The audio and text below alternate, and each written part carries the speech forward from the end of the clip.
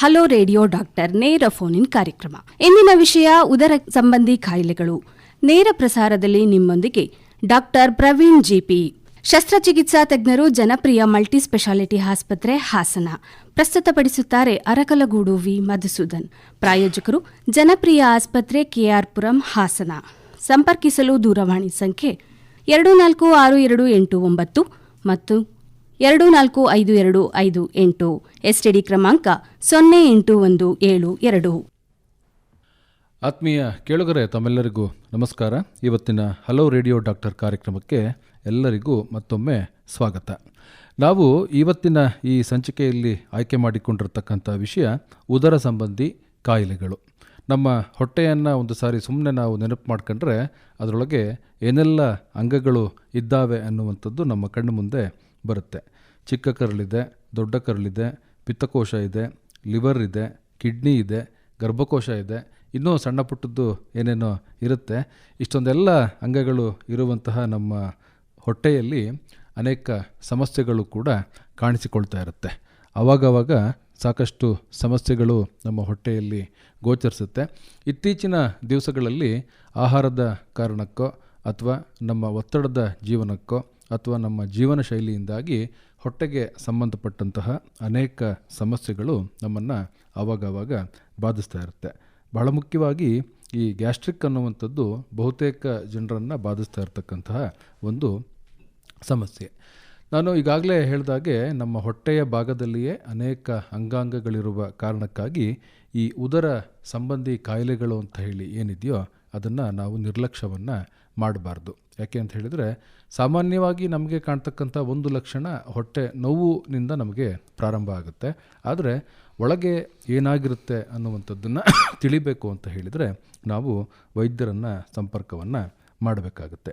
ಈ ನಿಟ್ಟಿನಲ್ಲಿ ನಮ್ಮ ಹೊಟ್ಟೆಗೆ ಸಂಬಂಧಪಟ್ಟ ಹಾಗೆ ಏನೆಲ್ಲ ಕಾಯಿಲೆಗಳು ಬರುವಂತಹ ಸಾಧ್ಯತೆ ಇರುತ್ತೆ, ಯಾವ ಕಾರಣದಿಂದ ಇದು ಬರುತ್ತೆ, ಹೀಗೆ ಬಂದಂತಹ ಕಾಯಿಲೆಗಳನ್ನು ನಾವು ಗುಣಪಡಿಸಿಕೊಳ್ಳುವಂಥದ್ದು ಹೇಗೆ ಅನ್ನುವಂಥ ವಿಚಾರಗಳನ್ನು ಇವತ್ತಿನ ಸಂಚಿಕೆಯಲ್ಲಿ ನಾವು ಪ್ರಸ್ತಾಪವನ್ನು ಮಾಡ್ತಾ ಇದ್ದೇವೆ.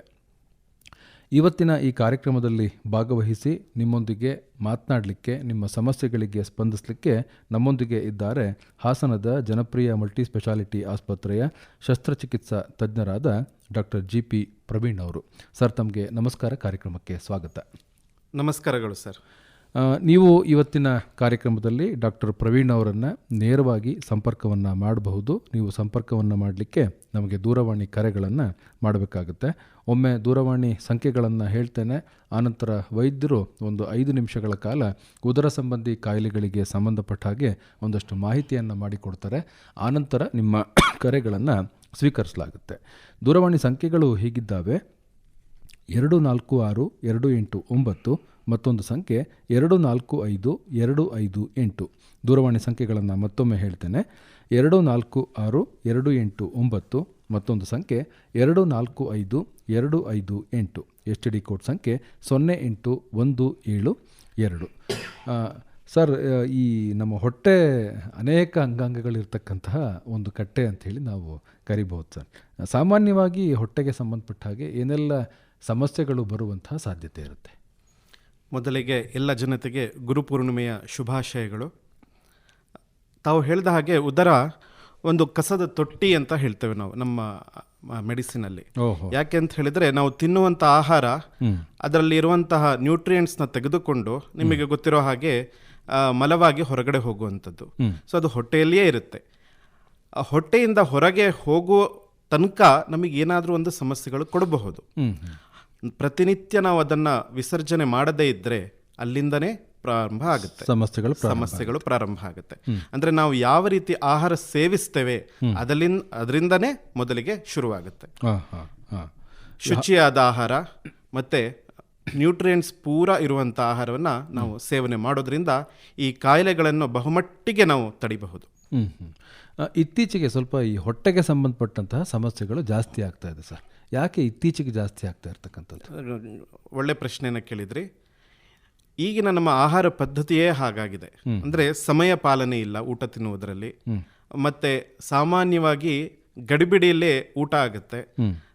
ಸರಿಯಾದ ಪ್ರಮಾಣದಲ್ಲಿ ನೀರನ್ನು ಕುಡಿಯುವುದಿಲ್ಲ. ಮತ್ತು ಮನೆ ಆಹಾರವನ್ನು ಆದಷ್ಟು ಮಟ್ಟಿಗೆ ಕಮ್ಮಿ ಆಗಿದೆ. ಹೊರಗಡಿನ ಆಹಾರ ಅದ್ರ ಮೇಲೆ ಅವಲಂಬನೆ ಜಾಸ್ತಿ ಆಗಿದೆ. ಹೀಗಾಗಿ ಮತ್ತು ವ್ಯಾಯಾಮ ಮತ್ತು ಇತರೆ ನಮ್ಮ ಶಾರೀರಕ್ಕೆ ಏನೇನು ಬೇಕು ಅದನ್ನು ನಾವು ಮಾಡದೇ ಇರೋ ಕಾರಣಕ್ಕೆ ಈ ಉದರ ಸಂಬಂಧಿ ಕಾಯಿಲೆಗಳು ದಿನೇ ದಿನೇ ಹೆಚ್ಚಾಗ್ತಾನೇ ಇದೆ. ನಮ್ಮ ಆಹಾರದ ಕ್ರಮದಲ್ಲಿ ವ್ಯಾಪಕವಾಗಿ ಬದಲಾವಣೆ ಆಗಿದೆ ಸರ್ ಇತ್ತೀಚೆಗೆ.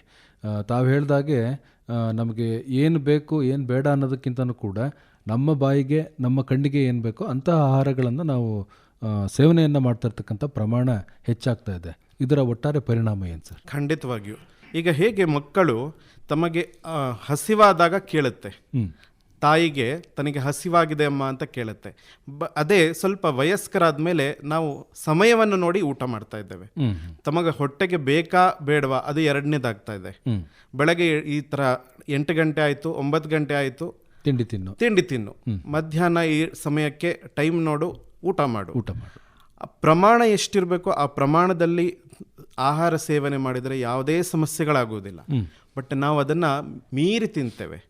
ಅಕಸ್ಮಾತ್ ನಾವೀಗ ಮಧ್ಯದಲ್ಲಿ 11 ಗಂಟೆಗೆ ಸ್ವಲ್ಪ ಏನೋ ಸೇವನೆ ಜಾಸ್ತಿ ಮಾಡಿದ್ದೇವೆ ಅಂದ್ಕೊಳ್ಳಿ, ಅದೇ ಮತ್ತೆ 1 ಗಂಟೆಗೆ ಮುಂಚೆ ಎಷ್ಟು ತಿಂತಿದ್ದೇವೋ ಅದೇ ಪ್ರಮಾಣದಲ್ಲಿ ಮತ್ತೆ ಊಟ ಆಗುತ್ತೆ. ಒಂದು. ಎರಡನೇದು ಏನು ತಿಂತಾ ಇದ್ದೀವಿ ಅನ್ನೋದು ಬಹಳ ಮುಖ್ಯ. ಈಗ ಸಾಮಾನ್ಯವಾಗಿ ಹಿಂದಿನ ದಿನಗಳಲ್ಲಿ ಈಗ ರಾಗಿ ಮುದ್ದೆ ಇರಬಹುದು ಅಥವಾ ಅನ್ನ ಇರಬಹುದು, ಇದ್ರ ಬಗ್ಗೆ ಜಾಸ್ತಿ ನಾವು ಊಟವನ್ನು ಅದನ್ನೇ ಮಾಡ್ತಾ ಇದ್ವಿ.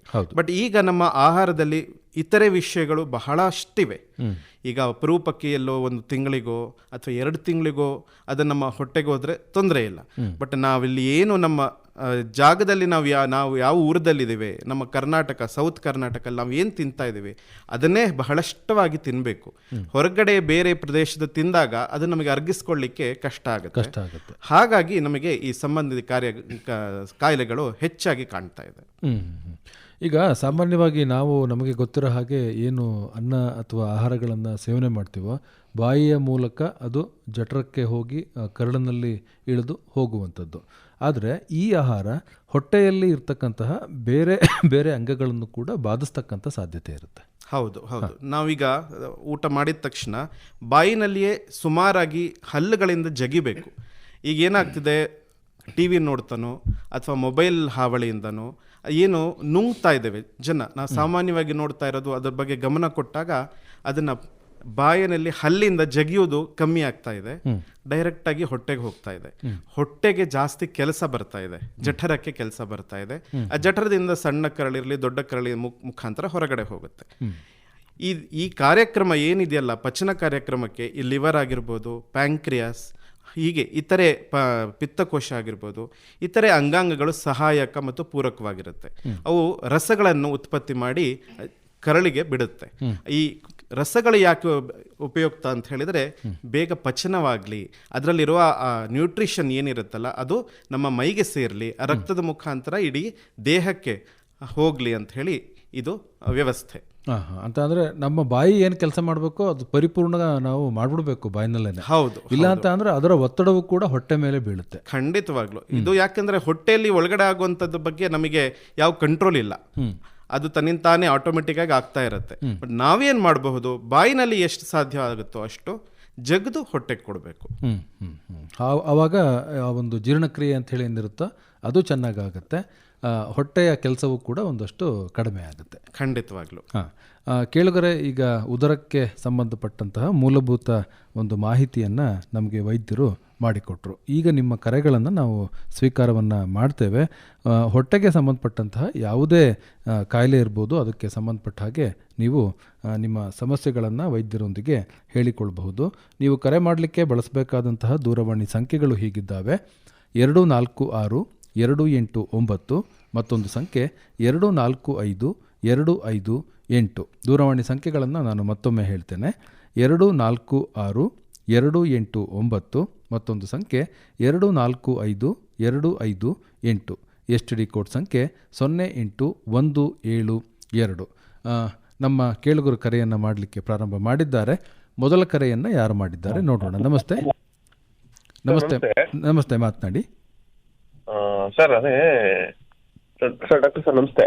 ನಮಸ್ಕಾರ ಸರ್. ಹೆಸರು ಹೇಳ್ಬೋದಾ? ಸರ್ ನನ್ನ ಹೆಸರು ಅಭಿಷೇಕ್ ಅಂತ. ಅಭಿಷೇಕ್, ಎಲ್ಲಿಂದ ಸರ್? ನಾವು ಕಡೂರಿಂದ ಮಾತಾಡ್ತಾ ಇದೀವಿ. ಮಾತಾಡಿ ಅಭಿಷೇಕ್. ಸರ್ ಏನು ಇಲ್ಲ, ನಾನು ಸುಮಾರು ಒಂದು 2 ವರ್ಷದಿಂದ ತುಂಬಾ ಆರಾಮಾಗಿ ಇತ್ತು ಸರ್. ಸ್ವಲ್ಪ ಸಣ್ಣನೆ ಇದ್ದೆ, ಎಲ್ಲ ಪ್ರತಿಯೊಂದು ಚೆನ್ನಾಗೇ ಇತ್ತು. ಈಗ ಒಂದ್ 2 ವರ್ಷದಿಂದ ಹಿಂದಕ್ಕಿಂದ ಆಟೋಮೆಟಿಕ್ ಆಗಿ ಹೊಟ್ಟೆ ಎಲ್ಲ ಬ್ಲೋಟಿಂಗ್ ಆಗೋದು, ಹೊಟ್ಟೆ ಮಾತ್ರ ದಪ್ಪ ಆಗ್ತಾ ಇರುವಂತದ್ದು ಕಂಡು ಬರ್ತಾ ಇದೆ ಸರ್ ನನ್ನಲ್ಲಿ. ಕೆಲವ್ರು ಆದ್ರೆ ಹೇಳಿದ್ರು ಹಿಂಗೆ ಡಯಟ್ ಮಾಡಿದ್ರೆ ಸರಿ ಆಗುತ್ತೆ ಅಂತ ಹೇಳಿದ್ರು. ಸೊ ಅದೇ ಬಿಡ್ಬೇಕಾಗತ್ತೆ, ಊಟಗಳು ಬಿಡ್ಬೇಕಾಗತ್ತೆ, ಹಾಗೆ ಹೀಗೆ ಅಂತ ಹೇಳ್ತಾ ಇದ್ರು. ಸರಿ ಆಯ್ತು ಅಂತ ಅಂದ್ಬಿಟ್ಟು ನಾನು ಬೆಳಗ್ಗೆ 1 ಟೈಮ್ ತಿಂಡಿ ಮಾಡ್ತಿದ್ದೆ, ಮತ್ತೆ ಸಂಜೆ ಒಂದ್ಸಲ ಹೋಗಿ ಊಟ ಮಾಡ್ತಿದ್ದೆ ಸರ್ ಡೈರೆಕ್ಟ್ ಆಗಿ. ಮಧ್ಯಾಹ್ನ ಅವಾಯ್ಡ್ ಮಾಡ್ತಿದ್ರಿ? ಮಧ್ಯಾಹ್ನ ಅವಾಯ್ಡ್ ಮಾಡ್ತಿದ್ದೆ ಸರ್. ಅದು ಪ್ರತಿದಿನ ಬರ್ತಾ ನಂಗೆ ತಿಂಗಳಿಗೆ ಹೊಟ್ಟೆ ಮಾತ್ರ ದಪ್ಪ ಆಗ್ತಾ ಇದೆ ಅನ್ನೋ ಫೀಲ್ ನಂಗೆ ಜಾಸ್ತಿ ಆಗ್ತಾ ಇದೆ. ವಯಸ್ಸೆಷ್ಟು ನಿಮ್ಗೀಗ ಅಭಿಷೇಕ್? ಸರ್ ನಂಗೆ 29 ಸರ್. ಈಗ 29 ವರ್ಷ. ಅಭಿಷೇಕ್ ಅವರ ಏನು ಕೆಲಸ ಮಾಡ್ತಾ ಇದ್ದೀರಿ? ಸರ್ ನಾವು ಎಲೆಕ್ಟ್ರಿಷಿಯನ್ ಸರ್. ಎಲೆಕ್ಟ್ರಿಷಿಯನ್. ಈಗ ಹೊಟ್ಟೆ ದಪ್ಪ ಆಗೋದು ಅಂತ ಹೇಳಿದರೆ ಗಾಳಿಯಿಂದ ಊದ್ಕೊಳ್ಳೋ ರೀತಿ ಅನುಭವನ, ಅಥವಾ ತಾವು ದಪ್ಪ ಆಗ್ತಿದ್ದೀನಿ ಅಂತ ಅನ್ನೋ ಫೀಲಿಂಗ? ಸರ್ ಅದೇ ಗಾಳಿಯಿಂದ ಊದ್ಕೊಳ್ಳೋದ ಫೀಲಿಂಗ್, ಆ ಥರ ಫೀಲಿಂಗ್ ಆಗ್ತದೆ ಸರ್. ಬಲೂನ್ ಥರ ಬ್ಲೋಟಿಂಗ್ ಸೆನ್ಸೇಷನ್? ಸರ್ ಹೌದು ಸರ್. ಓಕೆ. ಇದು ಸಾಮಾನ್ಯವಾಗಿ ಈ ಜಠರದ ಸಮಸ್ಯೆನೇ ಆಗಿರುತ್ತೆ. ಹುಣ್ಣಾಗಿರ್ಬೋದು, ಮಗದೊಂದಾಗಿರ್ಬೋದು, ಅದರಿಂದನೇ ಆಗಿರಬಹುದು, ಅಥವಾ ಪಿತ್ತಕೋಶದ ಸಮಸ್ಯೆಯಿಂದನೂ ಆಗಿರಬಹುದು. ಮೂಲಭೂತವಾಗಿ ನೀವು ಫಸ್ಟ್ ಹೊಟ್ಟೆದ ಒಂದು ಸ್ಕ್ಯಾನ್ ಮಾಡಿಸ್ಬೇಕಾಗತ್ತೆ. ಮಾಡಿಸ್ಬಿಟ್ಟು ಪಿತ್ತಕೋಶದ ಏನಾದರೂ ಸಮಸ್ಯೆ ಇದೆ ಅಂತ ಫಸ್ಟ್ ಕನ್ಫರ್ಮ್ ಮಾಡಿಕೊಂಡು ತಿಳ್ಕೊಂಡು, ಇಲ್ಲ ಅಂತ ಹೇಳಿದರೆ ಜಠರದ ವಿಷಯವಾಗಿ ಅದಕ್ಕೆ ಟ್ರೀಟ್ಮೆಂಟ್ನ ಕರೆಕ್ಟಾಗಿ ತಗೋಬೇಕಾಗತ್ತೆ.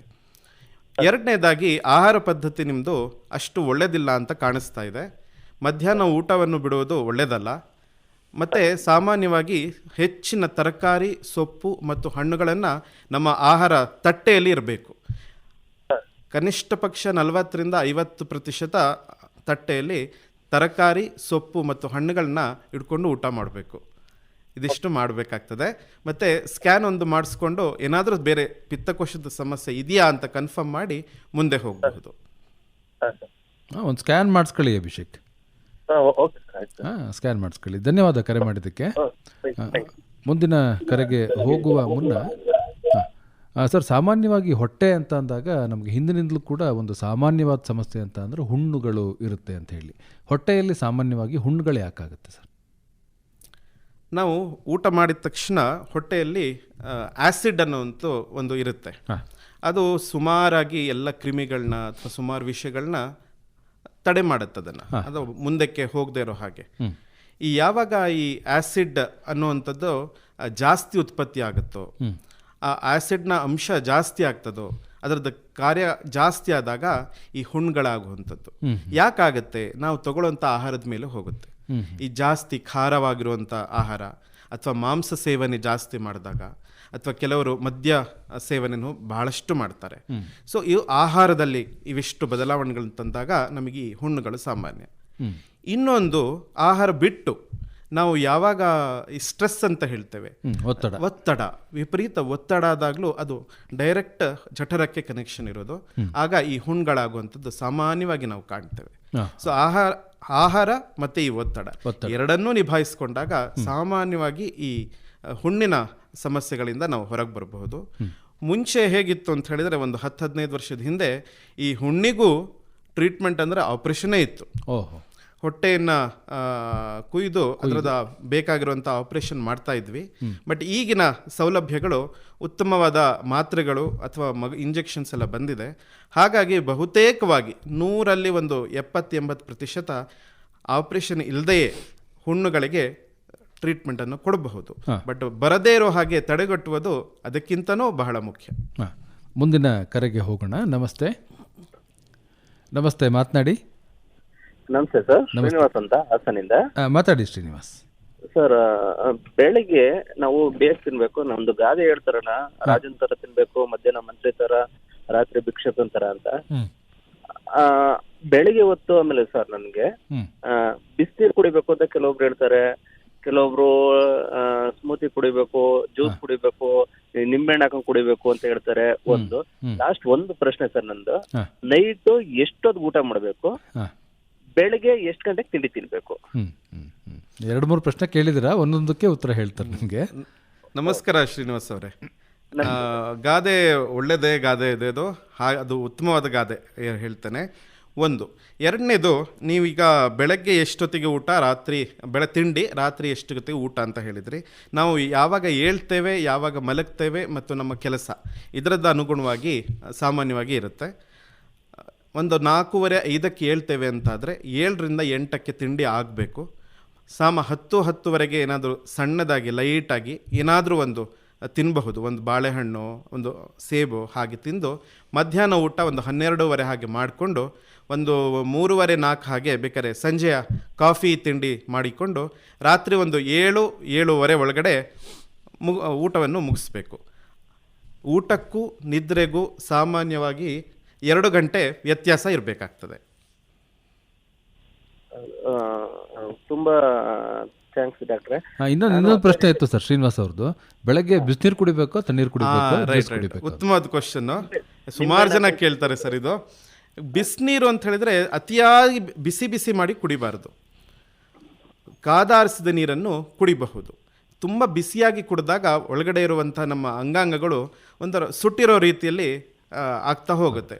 1 ಅಥವಾ 2 ಸರ್ತಿಗೆ ಆಗೋದಿಲ್ಲ.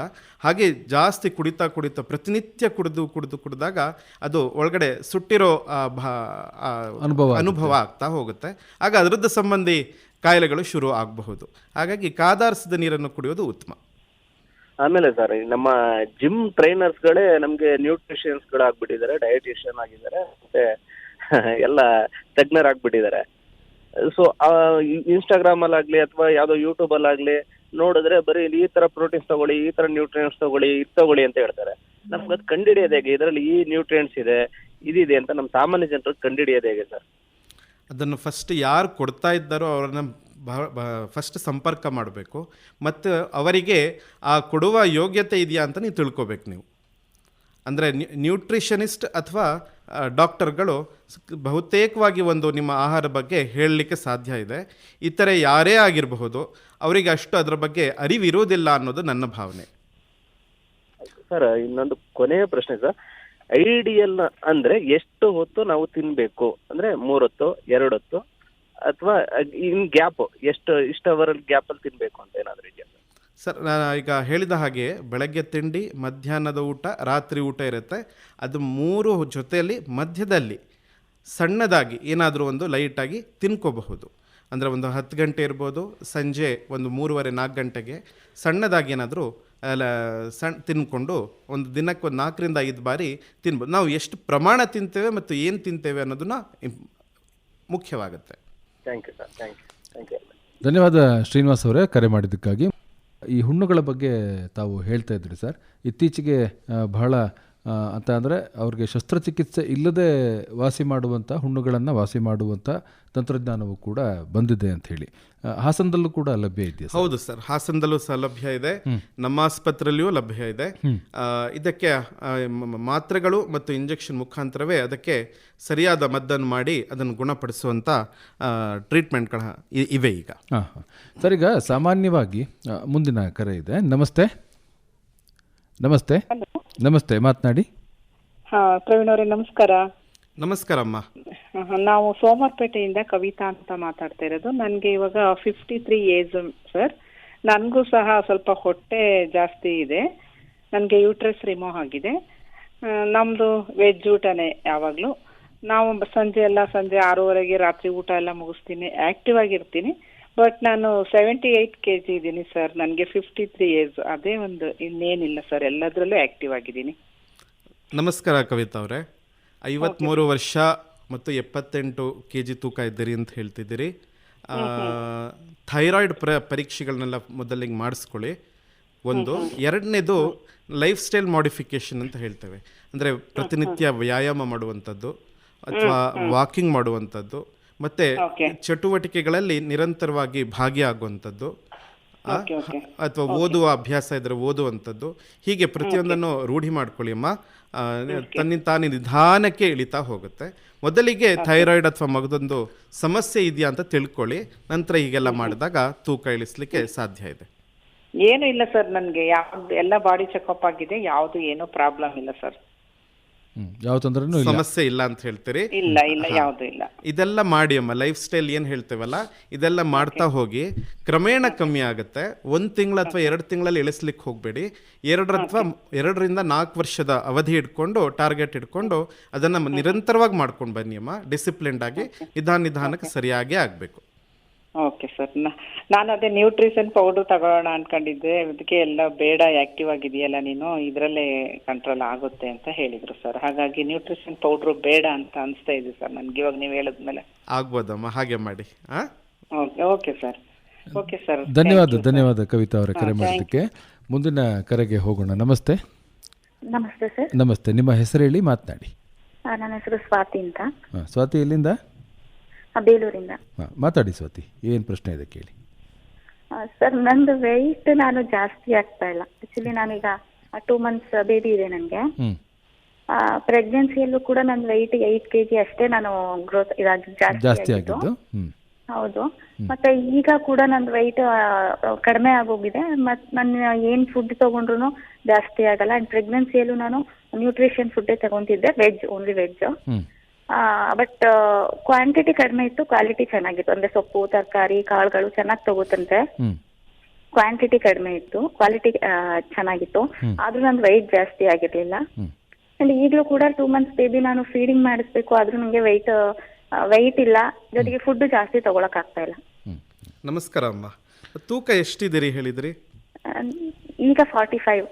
45. ಏಜ್ ಅಮ್ಮ ನಿಮ್ದು? 34 ಇದೆ ಸರ್. 34. ಸರಿ ಅಮ್ಮ, ತೂಕದ ಬಗ್ಗೆ ನಾವು ಆಕ್ಟಿವ್ ಆಗಿದ್ದೀವ್ಯಾ ಅಂತ ಫಸ್ಟ್ ನೋಡ್ಕೋಬೇಕು. ಅಥವಾ ನಮಗೆ ಆಲಸ್ಯತನ ಅಥವಾ ಸೋಲು ಉಂಟಾಗುವಂಥದ್ದು ಏನಾದರೂ ಆಗ್ತಾ ಇದೆಯಾ ಅಂತ ತಿಳ್ಕೊಳ್ಳಿ. ಅವೆಲ್ಲ ಏನೂ ಇಲ್ಲ, ನಾನು ಭಾಳ ಆಕ್ಟಿವ್ ಆಗಿದ್ದೇನೆ, ಒಳ್ಳೆ ಊಟ ಮಾಡ್ತಾ ಇದ್ದೇನೆ ಅಂದರೆ ತೂಕದ ಬಗ್ಗೆ ಆದಷ್ಟು ತಲೆ ಕೆಡಿಸ್ಕೋಬೇಡಿ. ನಾವು ಶಾರೀರಿಕವಾಗಿ ನಾವು ಆಕ್ಟಿವ್ ಆಗಿರಬೇಕು. ಮತ್ತೆ ಎರಡನೇದು, ನಮ್ಮ ಎತ್ತರ ಎಷ್ಟಿದೆ ಅನ್ನೋದನ್ನು ಇಂಪಾರ್ಟೆಂಟು. ನಾವು ನಮ್ಮ ಎತ್ತರಕ್ಕೆ ಅನುಗುಣವಾಗಿ ನಮ್ಮ ತೂಕ ಇರುತ್ತಮ್ಮ. ವಿಪರೀತ ಉದ್ದ ಇದ್ದಾಗ ಈ 45 kg ಕಮ್ಮಿ ಆಗುತ್ತೆ. ಅದೇ ನಾವು ಸಾಮಾನ್ಯವಾಗಿ ಮಹಿಳೆಯರಲ್ಲಿ ಏನು ಕಾಣ್ತೀವಿ, 5 feet ಹತ್ತತ್ರ ಇರ್ತಾರೆ, ಅಂಥವರಿಗೆ 45ರಿಂದ 50 kg ತೊಂದರೆ ಇಲ್ಲ. ಆಕ್ಟಿವ್ ಆಗಿದ್ದಾಗ ಸಮಸ್ಯೆಗಳಿಲ್ಲ. ಇನ್ನೊಂದು, ಬೇರೆ ಏನಾದರೂ ಸಮಸ್ಯೆಗಳಿದೆಯಾ ಅಂತ ಫಸ್ಟ್ ವೈದ್ಯರಲ್ಲಿ ಕಾಣಬೇಕು. ಅದೇನೂ ಇಲ್ಲ ಅಂತ ಹೇಳಿದರೆ ಏನೂ ಸಮಸ್ಯೆ ಆಗೋದಿಲ್ಲ. ನಾನು ಮಗುಗೆ ಫೀಡ್ ಮಾಡಿಸ್ತಾ ಇದ್ದೀನಿ, ಬಟ್ ನಂಗೆ ಜಾಸ್ತಿ ಊಟ ಮಾಡೋಕ್ಕೆ ಆಗ್ತಾ ಇಲ್ಲ. ಸ್ವಲ್ಪನೇ ತಗೋತಾ ಇದ್ದೀನಿ. ಮಧ್ಯಾಹ್ನ ತಿನ್ಕೊಂಡು ಹೋಗಿ ಅಮ್ಮ. ಸ್ವಲ್ಪ 2 ಗಂಟೆಗೂ ಸ್ವಲ್ಪನೇ ತಿನ್ಕೊಂಡು ಹೋಗಿ ಅಮ್ಮ. ಒಂದೇ ಸತಿಗೆ ಜಾಸ್ತಿ ತಿನ್ಲಿಕ್ಕೆ ಹೋಗಬೇಡಿ. ಮಧ್ಯ ತಿನ್ನಿ. ಮತ್ತು ಊಟದೊಟ್ಟಿಗೆ ಸ್ವಲ್ಪ ನೀರು ಕಮ್ಮಿ ಕುಡ್ಕೊಳ್ಳಿ. ಈಗ ನಿಮಗೆ ಹೇಳ್ತಾ ಇದ್ದೇನೆ, ಊಟದೊಟ್ಟಿಗೆ ಸ್ವಲ್ಪ ನೀರು ಕಮ್ಮಿ ಕುಡಿದು ಒಂದು ಅರ್ಧ-ಮುಕ್ಕಾಲು ಗಂಟೆ ನಂತರ ಚೆನ್ನಾಗಿ ನೀರು ಕುಡೀರಿ. Okay sir. ಧನ್ಯವಾದ ಸ್ವಾತಿ. ಏನಾದ್ರು ಬೇರೆ ಪ್ರಶ್ನೆ ಇದೆಯಾ? ಸರ್, ಮಗುಗೆ ಅದು ನಾನು ಫೀಡ್ ಮಾಡಿಸ್ದ್ರಿಂದ ಆ ಫುಡ್ ತಿನ್ಬೇಡಿ, ಈ ಫುಡ್ ತಿನ್ಬೇಡಿ ಅಂತ ಹೇಳ್ತಾರೆ. ಸ್ವಲ್ಪ ಹುಳಿ ಪದಾರ್ಥ ತಿನ್ಬೇಡಿ ಅಂತೆಲ್ಲ ಹೇಳ್ತಾರೆ. ಅದು ಹೇಗೆ? ಎಲ್ಲಾ ತರ ತರಕಾರಿಗಳನ್ನ ತಿನ್ಬೋದಾ? ನೀವು ಅದಕ್ಕೆ ತಿಂತಾ ಇಲ್ವಾ ಅಂತ? ಇಲ್ಲ, ತಿಂತಾ ಇದೀನಿ, ಬಟ್ ಬೇರೆ ಕೆಲವೊಂದು ತರಕಾರಿಗಳನ್ನ ತಿನ್ಬೇಡಿ ಅಂತ ಹೇಳ್ತಾರಲ್ಲ, ಅದಕ್ಕೆ. ಅಮ್ಮ, ಪೌಷ್ಟಿಕಾಂಶ ಇರುವಂಥ ಎಲ್ಲ ಆಹಾರನೂ ತಗೋಬಹುದು. ಇದು ಬೇಡ, ಇದು ತಗೊಳ್ಳಿ ಅಂತ ಯಾವುದೇ ರೀತಿದು ಇರೋದಿಲ್ಲ. ಪೌಷ್ಟಿಕಾಂಶ ಇರುವಂಥದ್ದು ಯಾವ ತರಕಾರಿ, ಸೊಪ್ಪು ಮತ್ತು ಹಣ್ಣನ್ನು ಸೇವಿಸಬಹುದು. ಡ್ರೈ ಫ್ರೂಟ್ಸ್ ತಗೋಬಹುದಮ್ಮ, ತಗೋಬಹುದು. ಈಗ ಬಹಳ ಹಿಂದೆ ಇತ್ತು ಸ್ವಾತಿ ಅವರೇ, ಅದು ತಿನ್ನಬಾರ್ದು ಇದು ತಿನ್ನಬಾರ್ದು ಅನ್ನೋ ಅಂಥದ್ದು ತುಂಬ ಇರ್ತಾ ಇತ್ತು. ಬರೀ ಮೆಣಸಿನ ಸಾರು ಮಾಡಿ ತಿಂಗ್ಳುಗಟ್ಟಲೆ ಕೊಡೋ ಅಂಥದ್ದು ಇರ್ತಾ ಇತ್ತು. ಅದೆಲ್ಲ ತಪ್ಪು ಅನ್ನುವಂಥದ್ದು ಇತ್ತೀಚಿನ ಸಂಶೋಧನೆಗಳಿಂದ ದೃಢ ಆಗಿದೆ. ನಿಮಗೆ ಏನು ಇಷ್ಟ ಆಗುತ್ತೋ, ಏನು ನಿಮ್ಮ ದೇಹಕ್ಕೆ ಹೊಂದ್ಕೊಳ್ಳುತ್ತೋ ಅದೆಲ್ಲದನ್ನು ಕೂಡ ನೀವು ತಿನ್ನಬಹುದು. ಧನ್ಯವಾದ ಕರೆ ಮಾಡಿದ್ದಕ್ಕಾಗಿ. ಮುಂದಿನ ಕರೆಗೆ ನಾವು ಹೋಗೋಣ. ಮುಂದಿನ ಕರೆ ಯಾರು ಮಾಡಿದ್ದಾರೆ ನೋಡೋಣ. ನಮಸ್ತೆ. ಕರೆಯಲ್ಲಿ ಒಂದಷ್ಟು ವ್ಯತ್ಯಯ ಉಂಟಾಯಿತು ಅಂತ ಕಾಣಿಸುತ್ತೆ. ಸರ್, ಈಗ ಪಿತ್ತಕೋಶ ಅಂತ ಹೇಳಿ ಒಂದು ಇರುತ್ತೆ ಸರ್, ಅದು ಕೂಡ ನಮ್ಮ ಹೊಟ್ಟೆಯಲ್ಲಿ ಇರ್ತಕ್ಕಂಥದ್ದು. ಏನು ಸರ್ ಅದರ ಪ್ರಮುಖವಾದಂತಹ ಕೆಲಸ? ಪಿತ್ತಕೋಶ ಅಂದರೆ ಒಂದು ಬ್ಯಾಂಕ್ ರೀತಿಯಲ್ಲಿ ಕೆಲಸ ಮಾಡುತ್ತೆ. ಯಕೃತ್ ಅಥವಾ ಲಿವರ್ ಏನು ಹೇಳ್ತೇವೆ, ಅದು ಪಿತ್ತವನ್ನು ಉತ್ಪತ್ತಿ ಮಾಡಿ ಒಂದಷ್ಟು ಪಿತ್ತವನ್ನು ಪಿತ್ತಕೋಶದಲ್ಲಿ ಅದು ಶೇಖರಣೆ ಮಾಡಲಿಕ್ಕೆ ಅನುವು ಮಾಡಿಕೊಡುತ್ತೆ. ನಾವು ಯಾವಾಗ ಊಟ ಅಥವಾ ಆಹಾರ ಸೇವನೆ ಮಾಡ್ತೇವೋ ಅದಕ್ಕೆ ಪಚನ ಕ್ರಿಯೆಗೆ ಪಿತ್ತ ಬಹಳಷ್ಟು ಮುಖ್ಯ. ಆಹಾರ ಕರಳಿಗೆ ಬಂದ ತಕ್ಷಣ ಈ ಪಿತ್ತಕೋಶದಿಂದ ಪಿತ್ತ ಕರಳಿಗೆ ರವಾನೆ ಆಗುತ್ತೆ. ಸೊ ಹಾಗಾಗಿ ಈ ಪಿತ್ತಕೋಶ ಅನ್ನೋದು ಒಂದು ಪಿತ್ತ ಸ್ಟೋರ್ ಮಾಡಲಿಕ್ಕಿರುವಂಥ ಒಂದು ಅಂಗ ಆಗುತ್ತೆ. ಹಾಂ, ಅದರ ಸಮಸ್ಯೆಗಳಿಗೆ ಸಂಬಂಧಪಟ್ಟ ಹಾಗೆ ಮುಂದೆ ಮಾತನಾಡೋಣ ಸರ್. ಈಗ ಮತ್ತೊಂದು ಕರೆ ಇದೆ. ನಮಸ್ತೆ, ಮಾತನಾಡಿ ಸರ್. ನಮಸ್ತೆ ಸರ್, ನಾನು ಶೀಲಾ ನಯನೇಂದ್ರ ಅಂತ ಅಂಚೂರು ಆಲೂರು ತಾಲೂಕಿಂದ. ಮಾತಾಡಿ ಶೀಲಾ ಅವರೇ. ಸರ್ ನಮಸ್ತೆ. ಡಾಕ್ಟ್ರಿಗೆ ನನ್ನ ಪ್ರಶ್ನೆ ಏನಂದ್ರೆ ಸರ್, ಊಟ ಮಾಡುವಾಗ ತಿಂಡಿ ತಿನ್ನುವಾಗ ಊಟ ಮಾಡುವಾಗ ನೀರು ಕುಡಿಬೇಕಾ ಬೇಡವಾ ಸರ್? ಕೆಲವರು ಕುಡಿಬೇಕು ಅಂತಾರೆ, ಕೆಲವರು ಕುಡಿಬಾರ್ದು ಅಂತಾರೆ. ನಮಸ್ಕಾರ. ಹಿಂಗೆಲ್ಲ ಊಟಕ್ಕೆ ಸಾಮಾನ್ಯ ಇಡ್ಬೇಕಾದ್ರೆ ಸರ್ ನೀರ್ ಕಂಪಲ್ಸರಿ ಇಡ್ತಾ ಇದ್ರು, ನಾವೆಲ್ಲ ನೋಡ್ತಿದ್ವಲ್ಲ. ಊಟಕ್ಕೆ ಇಡ್ತಿದಾರೆ ಅಂದ್ರೆ ಒಂದ್ ಚಂಬಲ್ ನೀರ್ ಇಟ್ಬಿಡ್ತಾ ಇದ್ರು ಹಿಂದೆ. ಹೌದು, ಈಗಲೂ ಇಡಬೇಕು ಹೇಳ್ತಾರೆ ಡಾಕ್ಟರ್ ಹೇಳ್ತಾರೆ. ನೀರು ಇಂಪಾರ್ಟೆಂಟ್ ಅಮ್ಮ. ನೀರು ಖಂಡಿತವಾಗ್ಲೂ ಕುಡಿಬೇಕು. ಎಷ್ಟು ಕುಡಿಬೇಕು ಅನ್ನೋದು ಅಷ್ಟೇ ಉಪಯುಕ್ತ ಆಗುತ್ತೆ. ಊಟ ಮಧ್ಯದಲ್ಲಿ ಜಾಸ್ತಿ ಕುಡಿತಾ ಹೋದ್ರೆ ಆಹಾರ ಕಮ್ಮಿ ಆಗ್ಬಿಡುತ್ತೆ, ನೀರು ಜಾಸ್ತಿ ಆಗ್ಬಿಡುತ್ತೆ. ಊಟದ ನಂತರ ಏನಿದೆಯಲ್ಲ ಆವಾಗ ನೀರು ಕುಡಿಬೇಕು. ಊಟ ಆದ ತಕ್ಷಣ ಕುಡಿಬೋದಾ? ಇಮ್ಮಿಡಿಯೇಟ್ ಅಲ್ಲ, ಸ್ವಲ್ಪ ಗ್ಯಾಪ್ ಕೊಟ್ಟು, ಒಂದು 15-20 ನಿಮಿಷ ಗ್ಯಾಪ್ ಕೊಟ್ಟು ಆಮೇಲೆ ಚೆನ್ನಾಗಿ ನೀರು ಕುಡಿಬೋದಮ್ಮ. ನೀವು ಹೇಳಿದ್ರಲ್ಲ ಚಂಬನಷ್ಟು ಅಂತ, ಚಂಬನಷ್ಟೇ ನೀರು ಕುಡಿಬೋದು, ಏನು ಸಮಸ್ಯೆ ಇಲ್ಲ. ಕೂತ್ಕೊಂಡು ಊಟ ಮಾಡೋದು ತುಂಬಾ ಒಳ್ಳೇದಲ್ವಾ ಸರ್ ಆರೋಗ್ಯಕ್ಕೆ? ಹೌದಮ್ಮ, ಖಂಡಿತವಾಗ್ಲೂ ಒಳ್ಳೇದು. ನಿಂತ್ಕೊಂಡು ಓಡಾಡ್ಕೊಂಡು ಅವೆಲ್ಲ ಸ್ವಲ್ಪ ಅವಾಯ್ಡ್ ಮಾಡಿದ್ರೆ ಒಳ್ಳೇದು. ಹೌದಮ್ಮ. ಧನ್ಯವಾದಗಳು ಸರ್. ಧನ್ಯವಾದ ಶೀಲಾ ಅವರೇ ಕರೆ ಮಾಡೋದಕ್ಕಾಗಿ. ನಾವು ಮುಂದಿನ ಕರೆಗೆ ಹೋಗೋಣ. ಮುಂದಿನ ಕರೆ ಯಾರು ಮಾಡ್ತಾರೆ ನೋಡೋಣ. ನಮಸ್ತೆ. ನಮಸ್ಕಾರ ಸರ್. ನಮಸ್ತೆ, ನಿಮ್ಮ ಹೆಸರು ಹೇಳಿ, ಮಾತನಾಡಿ. ತೀರ್ಥಕುಮಾರ್ ಸರ್. ಎಲ್ಲಿಂದ ತೀರ್ಥಕುಮಾರ್ ಅವರು? Chikkamagaluru taluk, Chikkamagaluru district, Kabbigarahalli sir. ಮಾತಾಡಿ ತೀರ್ಥಕುಮಾರ್ ಅವರೇ. ಸರ್ ನನಗೆ ಜೀರ್ಣನೇ ಆಗಲ್ಲ ಸರ್. ಒಂದ್ಸಲ ಊಟ ಮಾಡಿದ್ರೆ. ಏನು ತಿಂತೀರಿ ನೀವು? ಮುದ್ದೆ ಸರ್, ಮುದ್ದೆ ಅನ್ನ. ಮುದ್ದೆ ತಿಂತೀರಿ, ಆದರೂ ಜೀರ್ಣ ಆಗಲ್ಲ? ಹೌದು ಸರ್, ರೈತರು ಸರ್, ಯಾವಾಗಲೂ ಹೊಲದಲ್ಲಿ ಕೆಲಸ ಮಾಡ್ಲೇ ಇರ್ತೀನಿ. ಈಗ ನಿಮಗೆ ಜೀರ್ಣ ಆಗಲಿಲ್ಲ ಅಂದ್ರೆ ಮತ್ತೆ ನಮ್ಮ ಕತೆ ಎಲ್ಲ ಏನಾಗಬೇಕು ತೀರ್ಥಕುಮಾರ್ ಅವರೇ? 60 ವರ್ಷ ಸರ್ ವಯಸ್ಸು. ಏನು ಸರ್, 60 ವರ್ಷ ಆಯ್ತು ಸರ್. ನಮಸ್ಕಾರ ತೀರ್ಥಕುಮಾರ್ ಅವರೇ. ನಮಸ್ಕಾರ ಸರ್. ಜೀರ್ಣ ಆಗಲ್ಲ ಅಂದ್ರೆ ಏನಾಗುತ್ತೆ ನಿಮ್ಗೆ? ಏನು ಅನ್ಸುತ್ತೆ? ನಂಗೇನು ಹಸಿವೇನೇ ಆಗಲ್ಲ ಸರ್. ಒಂದ್ಸಲ 10 ಗಂಟೆಗೆ ಊಟ ಮಾಡ್ಬಿಟ್ರೆ ಮತ್ತಿನ್ನೇನು ತಿನ್ಬೇಕು ಅನ್ಸಲ್ಲ. ಮಧ್ಯಾಹ್ನ ಒಂದ್ ಸ್ವಲ್ಪ ಮಜ್ಜಿಗೆ ಗಿಜ್ಜಿಗೆ ಕುಡಿದ್ಬಿಡ್ತೀನಿ ಅಷ್ಟೇ ಸರ್. ಬೇರೆ ಏನಾದ್ರು ಕಾಯಿಲೆ ಇದೆಯಾ? ಶುಗರು, BP ಏನಾದ್ರು? ಯಾವ ಶುಗರ್, BP ಯಾವ್ದಿಲ್ಲ ಸರ್. ನಾನು ಆಸ್ಪತ್ರೆಗೆ ಹೋಗಿಲ್ಲ ಸರ್ ಇದುವರೆಗೆ. ಅಭ್ಯಾಸಗಳೇನಾದ್ರು ಇಟ್ಕೊಂಡಿದ್ದೀರೋ? ಸ್ವಲ್ಪ ಡ್ರಿಂಕ್ಸ್ ಮಾಡ್ತೀನಿ ಸರ್, ಒಂದು ಅರ್ಧ. ಸರಿ. ಅದು ಸಮಸ್ಯೆ ಆಗಿರಬಹುದು, ಅದರಿಂದಾನೇ ಆಗಿರಬಹುದು. ವೈದ್ಯರನ್ನು ಸಂಪರ್ಕಿಸಿ, ಇಲ್ಲಾರ ಇಲ್ಲಿಗೆ ಹಾಸನಕ್ಕೆ ಬನ್ನಿ, ಏನಿದೆ ನೋಡ್ಕೊಂಡು ಟ್ರೀಟ್ಮೆಂಟ್ ಕೊಡಬಹುದು. ಮೂಕ್ ಮಾಡ್ತೀನಿ ಸರ್. ಅದೇ ಈ ಅಭ್ಯಾಸಗಳಿಂದನೇ ಆಗಿರಬಹುದು. ಒಮ್ಮೆ ಬನ್ನಿ ಅಂತೆ. ಆಯ್ತು, thank you sir. Thank you. ಧನ್ಯವಾದ ತೀರ್ಥಕುಮಾರ್ ಅವರೇ ಕರೆ ಮಾಡೋದಕ್ಕಾಗಿ. ಮುಂದಿನ ಕರೆಗೆ ಹೋಗೋಣ. ನಮಸ್ತೆ ಸರ್, ನಾನು ಸಕಲೇಶ್ಪುರದಿಂದ ಸಂಗೀತ ಅಂತ. ಸಂಗೀತ ಮಾತಾಡಿ. ನನ್ನ ಮಗಂಗೆ ಡೈಲಿ ಮೋಷನ್ ಹೋಗಲ್ಲ ಸರ್. 2 ಡೇಸಿಗೆ ಒಂದ್ಸರಿ, 3 ಡೇಸಿಗೆ ಒಂದ್ಸರಿ ಹೋಗ್ತಾನೆ. ಅದರಿಂದ ಬೇರೆ ಏನಾದ್ರು ಪ್ರಾಬ್ಲಮ್ ಸರ್ ಅಥವಾ ಏನದು ಸಮಸ್ಯೆಯೋ ಅಲ್ವೋ ಅಂತ ಹೇಳಿ ಅಲ್ವಾ? ಹೇಳ್ತಾರೆ, ಡಾಕ್ಟರ್ ಹೇಳ್ತಾರೆ ನಿಮಗೆ. ನಮಸ್ಕಾರಮ್ಮ. ವಯಸ್ಸು ಎಷ್ಟಮ್ಮ ಮಗುದು? 21 ವರ್ಷ. 21 ವರ್ಷ. ಸರಿ. ಊಟ ಎಲ್ಲ ಸರಿ ಮಾಡ್ತಾರಾ? ಊಟ ಎಲ್ಲ ಸರಿ ಮಾಡ್ತಾರೆ. ಏನು ಸಮಸ್ಯೆ ಏನಿಲ್ಲ? ಊಟದ ಬಗ್ಗೆ ಏನು ಸಮಸ್ಯೆಗಳಿಲ್ಲ? ಇಲ್ಲ, ಅದೇನಿಲ್ಲ. ತುಂಬಾ ಅಪರೂಪಕ್ಕೆ ಒಂದ್ಸರಿ ಹೊಟ್ಟೆ ನೋವು ಅಂತ ಅಂತಾನೆ. ಅದ್ ಬಿಟ್ಟು ಇನ್ನು ಅದೇ ನನ್ಗೆ ಅದು ಡೈಲಿ ಮೋಷನ್ ಮಾಡಲ್ವಲ್ಲ, ಅದೊಂದು ಪ್ರಾಬ್ಲಮ್ ಇದೆ. ಅಮ್ಮ, ಹೇಗೆ ಅಂತ ಹೇಳಿದ್ರೆ 2 ದಿನಕ್ಕೊಮ್ಮೆ ರೆಗ್ಯುಲರ್ ಆಗಿ 2 ದಿನಕ್ಕೊಮ್ಮೆನೆ ಮಾಡ್ತಾ ಇದ್ದಾರೆ ಅಂದ್ರೆ ಅದು ಸಮಸ್ಯೆ ಅಲ್ಲ. ಅಥವಾ ಪ್ರತಿನಿತ್ಯ 2 ಸತಿ ಮಾಡೋದು ಸಮಸ್ಯೆ ಅಲ್ಲ. ಮೋಷನ್ ಆದಾಗ ಹೊಟ್ಟೆ ಖಾಲಿ ಆಗಬೇಕು, ಒಂದು ಸಮಾಧಾನ ಇರಬೇಕು. ಹಾಗಿದ್ದಾಗ ಅದು ಸಮಸ್ಯೆ ಆಗೋದಿಲ್ಲ, ಕಾಯಿಲೆ ಅಲ್ಲ ಅದು. ಆಗದೇ ಇದ್ದಾಗ ಅದ್ರದ್ದು ಸಮಸ್ಯೆ ಅಥವಾ ಕಾಯಿಲೆ ಅಂತ ಹೇಳ್ತೇವೆ, ತೋರಿಸ್ಕೋಬೇಕಾಗತ್ತೆ. ಈಗ ಮೊದಲಿಂದನೂ ಹಾಗೇನಾ ಅಥವಾ ಇತ್ತೀಚೆಗೆ? ಇಲ್ಲ ಸರ್, ಮೊದಲಿಂದನೂ ಹಾಗೆ ಇದೆ. ನೀವೆಲ್ಲ ತೋರಿಸ್ಕೊಳ್ಳಿಲ್ವಾ ಡಾಕ್ಟರ್ಗೆ? ಇಲ್ಲ, ಅದು ನಾನು ಬೇರೆ ಎಲ್ಲ ಡ್ರೈ ಫ್ರೂಟ್ಸ್, ದ್ರಾಕ್ಷಿ ನೆನ್ಸ್ಕೊಡೋದೆಲ್ಲ ಮಾಡಿದೆ, ಆದ್ರೂ ಅದೇನು ಆಗಿಲ್ಲ. ಒಂದ್ಸರಿ ಚಿಕ್ಕದ್ರಲ್ಲಿ ತೋರಿಸ್ದಾಗ ಇಲ್ಲ, ಅದು ಬೆಳೀತಾ ಸರಿ ಹೋಗುತ್ತೆ ಅಂತ ಅಂದಿದ್ರು. ಬಟ್ ಈಗೇನು ತೋರಿಸಿಲ್ಲ ಸರ್. ನಾನು ಮತ್ತೆ ಅದಕ್ಕೆ ಕೇಳೋಣ ಅಂತ. ಒಂದ್ಸರಿ ತೋರಿಸ್ಕೊಳ್ಳೋದು ಒಳ್ಳೇದು ಅಂತ ಹೇಳಿ ಅನ್ಸುತ್ತೆ. ವೈದ್ಯರನ್ನೊಮ್ಮೆ ಸಂಪರ್ಕ ಮಾಡಿ ಅಮ್ಮ, ತೋರಿಸ್ಕೊಂಡು ಮುಂದೆ ಹೋಗೋದು ಉತ್ತಮ. Okay sir. ಧನ್ಯವಾದ ಕರೆ ಮಾಡಿದ್ದಕ್ಕಾಗಿ. ಈಗ ಒಂದು ಸಣ್ಣ ವಾಣಿಜ್ಯ ಬಿಡುವನ್ನು ನಾವು ಪಡೆದುಕೊಳ್ತೇವೆ, ಮತ್ತೆ ವಾಪಸ್ ಕಾರ್ಯಕ್ರಮಕ್ಕೆ ಬರ್ತೇವೆ. ಮತ್ತೊಮ್ಮೆ ನಮ್ಮೆಲ್ಲ ಕೇಳುಗರಿಗೆ ಹಲೋ ರೇಡಿಯೋ ಡಾಕ್ಟರ್ ಕಾರ್ಯಕ್ರಮಕ್ಕೆ ಸ್ವಾಗತ. ಇವತ್ತು ನಾವು ಆಯ್ಕೆಯನ್ನು ಮಾಡಿಕೊಂಡಿರ್ತಕ್ಕಂಥ ವಿಷಯ ಉದರ ಸಂಬಂಧಿ ಕಾಯಿಲೆಗಳು. ಈ ವಿಷಯಕ್ಕೆ ಸಂಬಂಧಪಟ್ಟ ಹಾಗೆ ಹಾಸನದ ಜನಪ್ರಿಯ ಮಲ್ಟಿಸ್ಪೆಷಾಲಿಟಿ ಆಸ್ಪತ್ರೆಯ ಶಸ್ತ್ರಚಿಕಿತ್ಸಾ ತಜ್ಞರಾದ ಡಾಕ್ಟರ್ JP ಪ್ರವೀಣ್ ಅವರು ನಿಮ್ಮ ಪ್ರಶ್ನೆಗಳಿಗೆ ಉತ್ತರಿಸ್ತಾ ಇದ್ದಾರೆ. ಉದರ ಸಂಬಂಧಿ ಕಾಯಿಲೆಗಳ ಬಗ್ಗೆ ನಿಮಗೆ ಹೆಚ್ಚಿನ ಮಾಹಿತಿಯನ್ನು ಮಾಡಿಕೊಡ್ತಾ ಇದ್ದಾರೆ. ಈ ಕಾರ್ಯಕ್ರಮದಲ್ಲಿ ಭಾಗವಹಿಸಿ ನಿಮ್ಮ ಸಮಸ್ಯೆಗಳಿಗೆ ಪರಿಹಾರವನ್ನು ಕಂಡುಕೊಳ್ಳಿಕ್ಕೆ ನೀವು ನಮಗೆ ದೂರವಾಣಿ ಕರೆಗಳನ್ನು ಮಾಡಬೇಕು. ದೂರವಾಣಿ ಸಂಖ್ಯೆಗಳು ಹೀಗಿದ್ದಾವೆ: 246-289, ಮತ್ತೊಂದು ಸಂಖ್ಯೆ 245-258. ದೂರವಾಣಿ ಸಂಖ್ಯೆಗಳನ್ನು ಮತ್ತೊಮ್ಮೆ ಹೇಳ್ತೇನೆ: 246-289, ಮತ್ತೊಂದು ಸಂಖ್ಯೆ 245-258. STD ಕೋಡ್ ಸಂಖ್ಯೆ 08172. ಮುಂದಿನ ಕರೆಯನ್ನು ಯಾರು ಎಲ್ಲಿಂದ ಮಾಡಿದ್ದಾರೆ ನೋಡೋಣ. ನಮಸ್ತೆ. ನಮಸ್ಕಾರ, ಮಾತನಾಡಿ. ಅಲ್ಲ ಸರ್, ನಮ್ಮ ಮಾಕನಲ್ಲಿ ಹೋಬಳಿ ವಸಂತ್ ಕುಮಾರ್ ಅಂತ. ವಸಂತ್ ಕುಮಾರ? ಮಾತಾಡಿ ವಸಂತ್ ಕುಮಾರ್. ಯಾವುದು ಡಾಕ್ಟರ್? ಹೇಳಿ. ನಮಸ್ಕಾರ, ಹೇಳಿ ವಸಂತ್ ಕುಮಾರ್ ಅವರೇ. ಬೆಳಿಗ್ಗೆ ಒಂದು ತಿಂಡಿ, ಮಧ್ಯಾಹ್ನ ಊಟ ಮಾಡಿರ್ತೀವಿ ಸರ್. ಅದು ಮತ್ತೆ ಸಂಜೆ ನಾವು ಎಲ್ಲರೂ ಕೆಲಸ ಮಾಡಿ ಬಂದಾಗ ಮತ್ತೆ ಒಂದು 7 ಗಂಟೆಗೆ ಹೊಟ್ಟೆ ಹಸು ಜಾಸ್ತಿ ಆಗಿರುತ್ತೆ. ಮತ್ತೆ ಅವಾಗ ಊಟ ಮಾಡಿ ಮತ್ತೆ 9 ಗಂಟೆ ಹೊಸ ಊಟ ಮಾಡಿಬಿಡ್ತೀವಿ. ಅದು 4 ಊಟ ಆಗುತ್ತೆ ಸರ್. ಊಟ ಮಾಡ್ಬೋದಾ? ಅಲ್ಲ, ಹೊಟ್ಟೆ ಹಸ್ದಾಗ ಊಟ ಮಾಡೋದ್ರಲ್ಲಿ ತಪ್ಪಿಲ್ಲ, ಊಟ ಮಾಡಿ. ಅಂದ್ರೆ ಮನೇಲಿ ಏನಂತಾರೆ, ನೀವು ಹೊಟ್ಟೆ ದಪ್ಪ ಆಗುತ್ತೆ, ಊಟ ಮಾಡ್ಬೇಡ, 4 ಊಟ ಯಾಕೆ ಮಾಡ್ತೀವಿ, 3 ಊಟ ಮಾಡು, ಹಂಗೆ ಜಾಸ್ತಿ ಹೊಟ್ಟೆ ಬರುತ್ತೆ ಅಂತಾರೆ. ನಾವು ಜಾಸ್ತಿ ಕೆಲಸ ಮಾಡ್ತೀವಿ ಸರ್, ಸಂಜೆ ಕೆಲಸ ಮಾಡ್ತೀವಿ. ಏನ್ ಕೆಲಸ ಮಾಡ್ತೀರಾ ವಸಂತ್ ಕುಮಾರ್? ರೈತರು ಕೆಲಸ ಮಾಡ್ತೀರಲ್ವಾ? ಸ್ಕೂಳು ಜಾಸ್ತಿ ಇದ್ದಾವೆ, ಸ್ಕೂಳು, ರೈತರು ಎಲ್ಲಾ ಕೆಲಸ ಮಾಡ್ತೀವಲ್ಲ, ಅದನ್ನ ಸಂಜೆ ಕೆಲಸ ಬಿಡುವೆ ಇರಕಲ್ಲ ಅಂತ ಕೆಲಸ ಮಾಡಕ್ಕೆ ಯಾವಲೂ. ಹೌದು, ಇಲ್ಲ, ಏನ್ ತೊಂದರೆ ಇಲ್ಲ, ಮಾಡಿ. ಈಗ ವೈದ್ಯರೆಲ್ಲ ನಮ್ಮ ಸಿಟಿಯಲ್ಲಿರೋರ್ಗೆ ಏನ್ ಹೇಳ್ತಾರೆ ಅಂದ್ರೆ, ನೀವು 3 ಸರಿ ಮಾಡಬೇಡಿ, 6 ಸರಿ ಮಾಡಿ ಅಂತಾರೆ. ಸ್ವಲ್ಪ 3 ಸರಿ ತಿನ್ನ ಅಂತದನ್ನೇ 6 ಸರಿ ತಿನ್ನಿ ಅಂತ ಹೇಳ್ತಾರೆ. ಹಸು ಜಾಸ್ತಿ ಬಾಯಿ ಬಿಡುತ್ತೆ, ಹೊಟ್ಟೆ ಹಸು ಜಾಸ್ತಿ. ಹಸಿವಾದಾಗ ತಿನ್ನೋದ್ರಲ್ಲಿ ಏನು ತಪ್ಪಿಲ್ಲ ಅಲ್ಲ ಸರ್?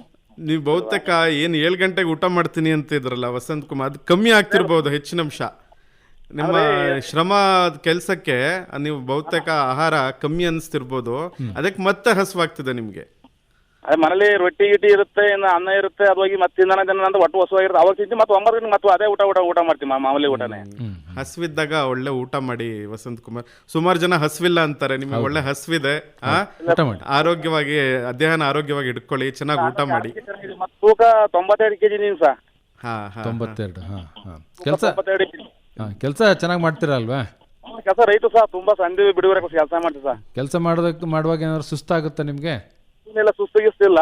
ಕಾಲ್ ನೋವು, ಎಂಟು ಸ್ವಲ್ಪ ನೋವು ಬರ್ತವೆ, ಒಡ್ಡಾಡಿ ಔಷಧಿ ಹೊಡಿ ಕಾಲ್ ನೋವು ಬರ್ತವೆ ಅಷ್ಟೇ. ಇಲ್ಲ, ಏನ್ ತೊಂದರೆ ಇಲ್ಲ, ನೀವು ಆರಾಮಾಗಿ ಊಟ ಮಾಡಿ. ಮಾಡಿ ವಸಂತ್ ಕುಮಾರ್, ಧನ್ಯವಾದ ಕರೆ ಮಾಡಿದ್ದಕ್ಕೆ. ಮುಂದಿನ ಕರೆಗೆ ನಾವು ಹೋಗ್ತೇವೆ. ನಮಸ್ಕಾರ. ಕರೆಯಲ್ಲಿ ಅದು ವ್ಯತ್ಯಯ ಉಂಟಾಯಿತು. ಇನ್ನೊಂದು ಕರೆ ಇದೆ. ನಮಸ್ತೆ. ನಮಸ್ತೆ ಸರ್. ನಮಸ್ತೆ, ನಿಮ್ಮ ಹೆಸರು ಹೇಳಿ, ಮಾತನಾಡಿ.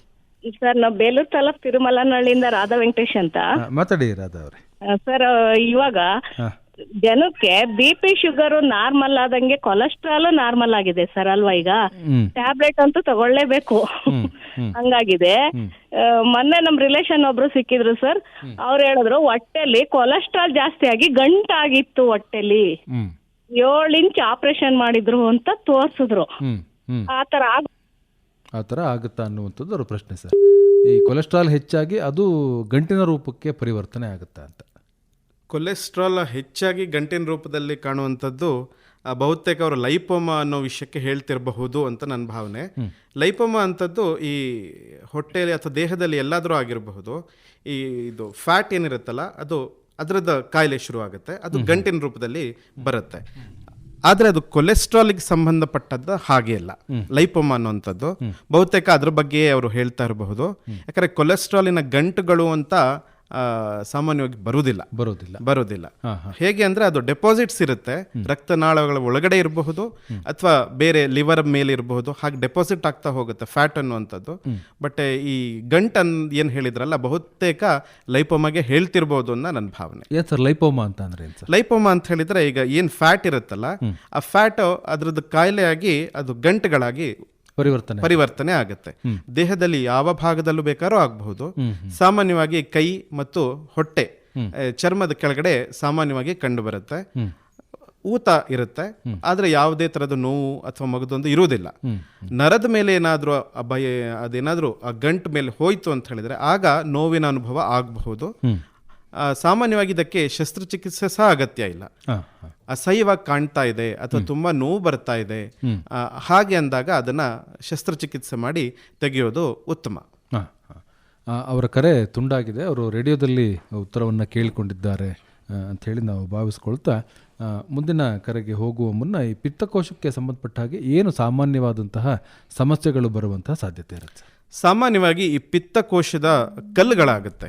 ನಾವು ಹೇಗೆ ಕಿಡ್ನಿಲಿ ಕಲ್ಲುಗಳನ್ನು ನೋಡ್ತೇವಲ್ಲ ಹಾಗೆ ಪಿತ್ತಕೋಶದಲ್ಲಿ ಸಹ ಕಲ್ಲುಗಳಾಗತ್ತೆ. ಯಾವಾಗ ಆಗತ್ತೆ ಅಂದ್ರೆ ನಮ್ಮ ಆಹಾರ ಪದ್ಧತಿಯಿಂದಾನೆ ವ್ಯತ್ಯಯ ಆದಾಗ ಈ ಕಲ್ಲುಗಳು ಆಗುವಂಥದ್ದು ಸರ್ವೇ ಸಾಮಾನ್ಯ.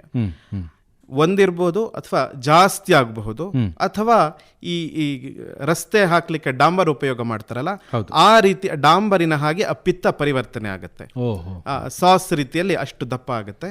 ಸೊ ಹಾಗಾದಾಗ್ಲೂ ಪಿತ್ತ ಸರೀಸಾಗಿ ಕರುಳಿಗೆ ಹೋಗುದಿಲ್ಲ. ಆಗ ಈ ಕಲ್ಲುಗಳು ಇನ್ಫೆಕ್ಷನ್ ಮಾಡಬಹುದು, ಸೋಂಕನ್ನು ಮಾಡಬಹುದು. ಆಗ ಹೊಟ್ಟೆ ನೋವು ಬರುತ್ತೆ, ಜಾಂಡಿಸ್ ಆಗಬಹುದು, ವಾಂತಿ ಶುರುವಾಗಬಹುದು, ಹೀಗೆಲ್ಲ ಸಮಸ್ಯೆಗಳು ಉಂಟಾಗುತ್ತೆ. ಮುಂದಿನ ಕರೆಗೆ ಹೋಗೋಣ. ನಮಸ್ತೆ. ನಮಸ್ತೆ. ನಮಸ್ಕಾರ ಸರ್. ನಮಸ್ತೆ, ನಿಮ್ಮ ಹೆಸರು ಹೇಳಿ, ಮಾತನಾಡಿ. ಶ್ರವಣಬೆಳಗೊಳ ಹೋಬಳಿ ಚಿಕ್ಕಬಿಲ್ಟಿ ಅಂದ್ರೆ ರಾಮಚಂದ್ರ ಅಂತ. ಮಾತಾಡಿ ರಾಮಚಂದ್ರ ಅವರೇ. ಸರ್ ನಮಸ್ಕಾರ ಸರ್.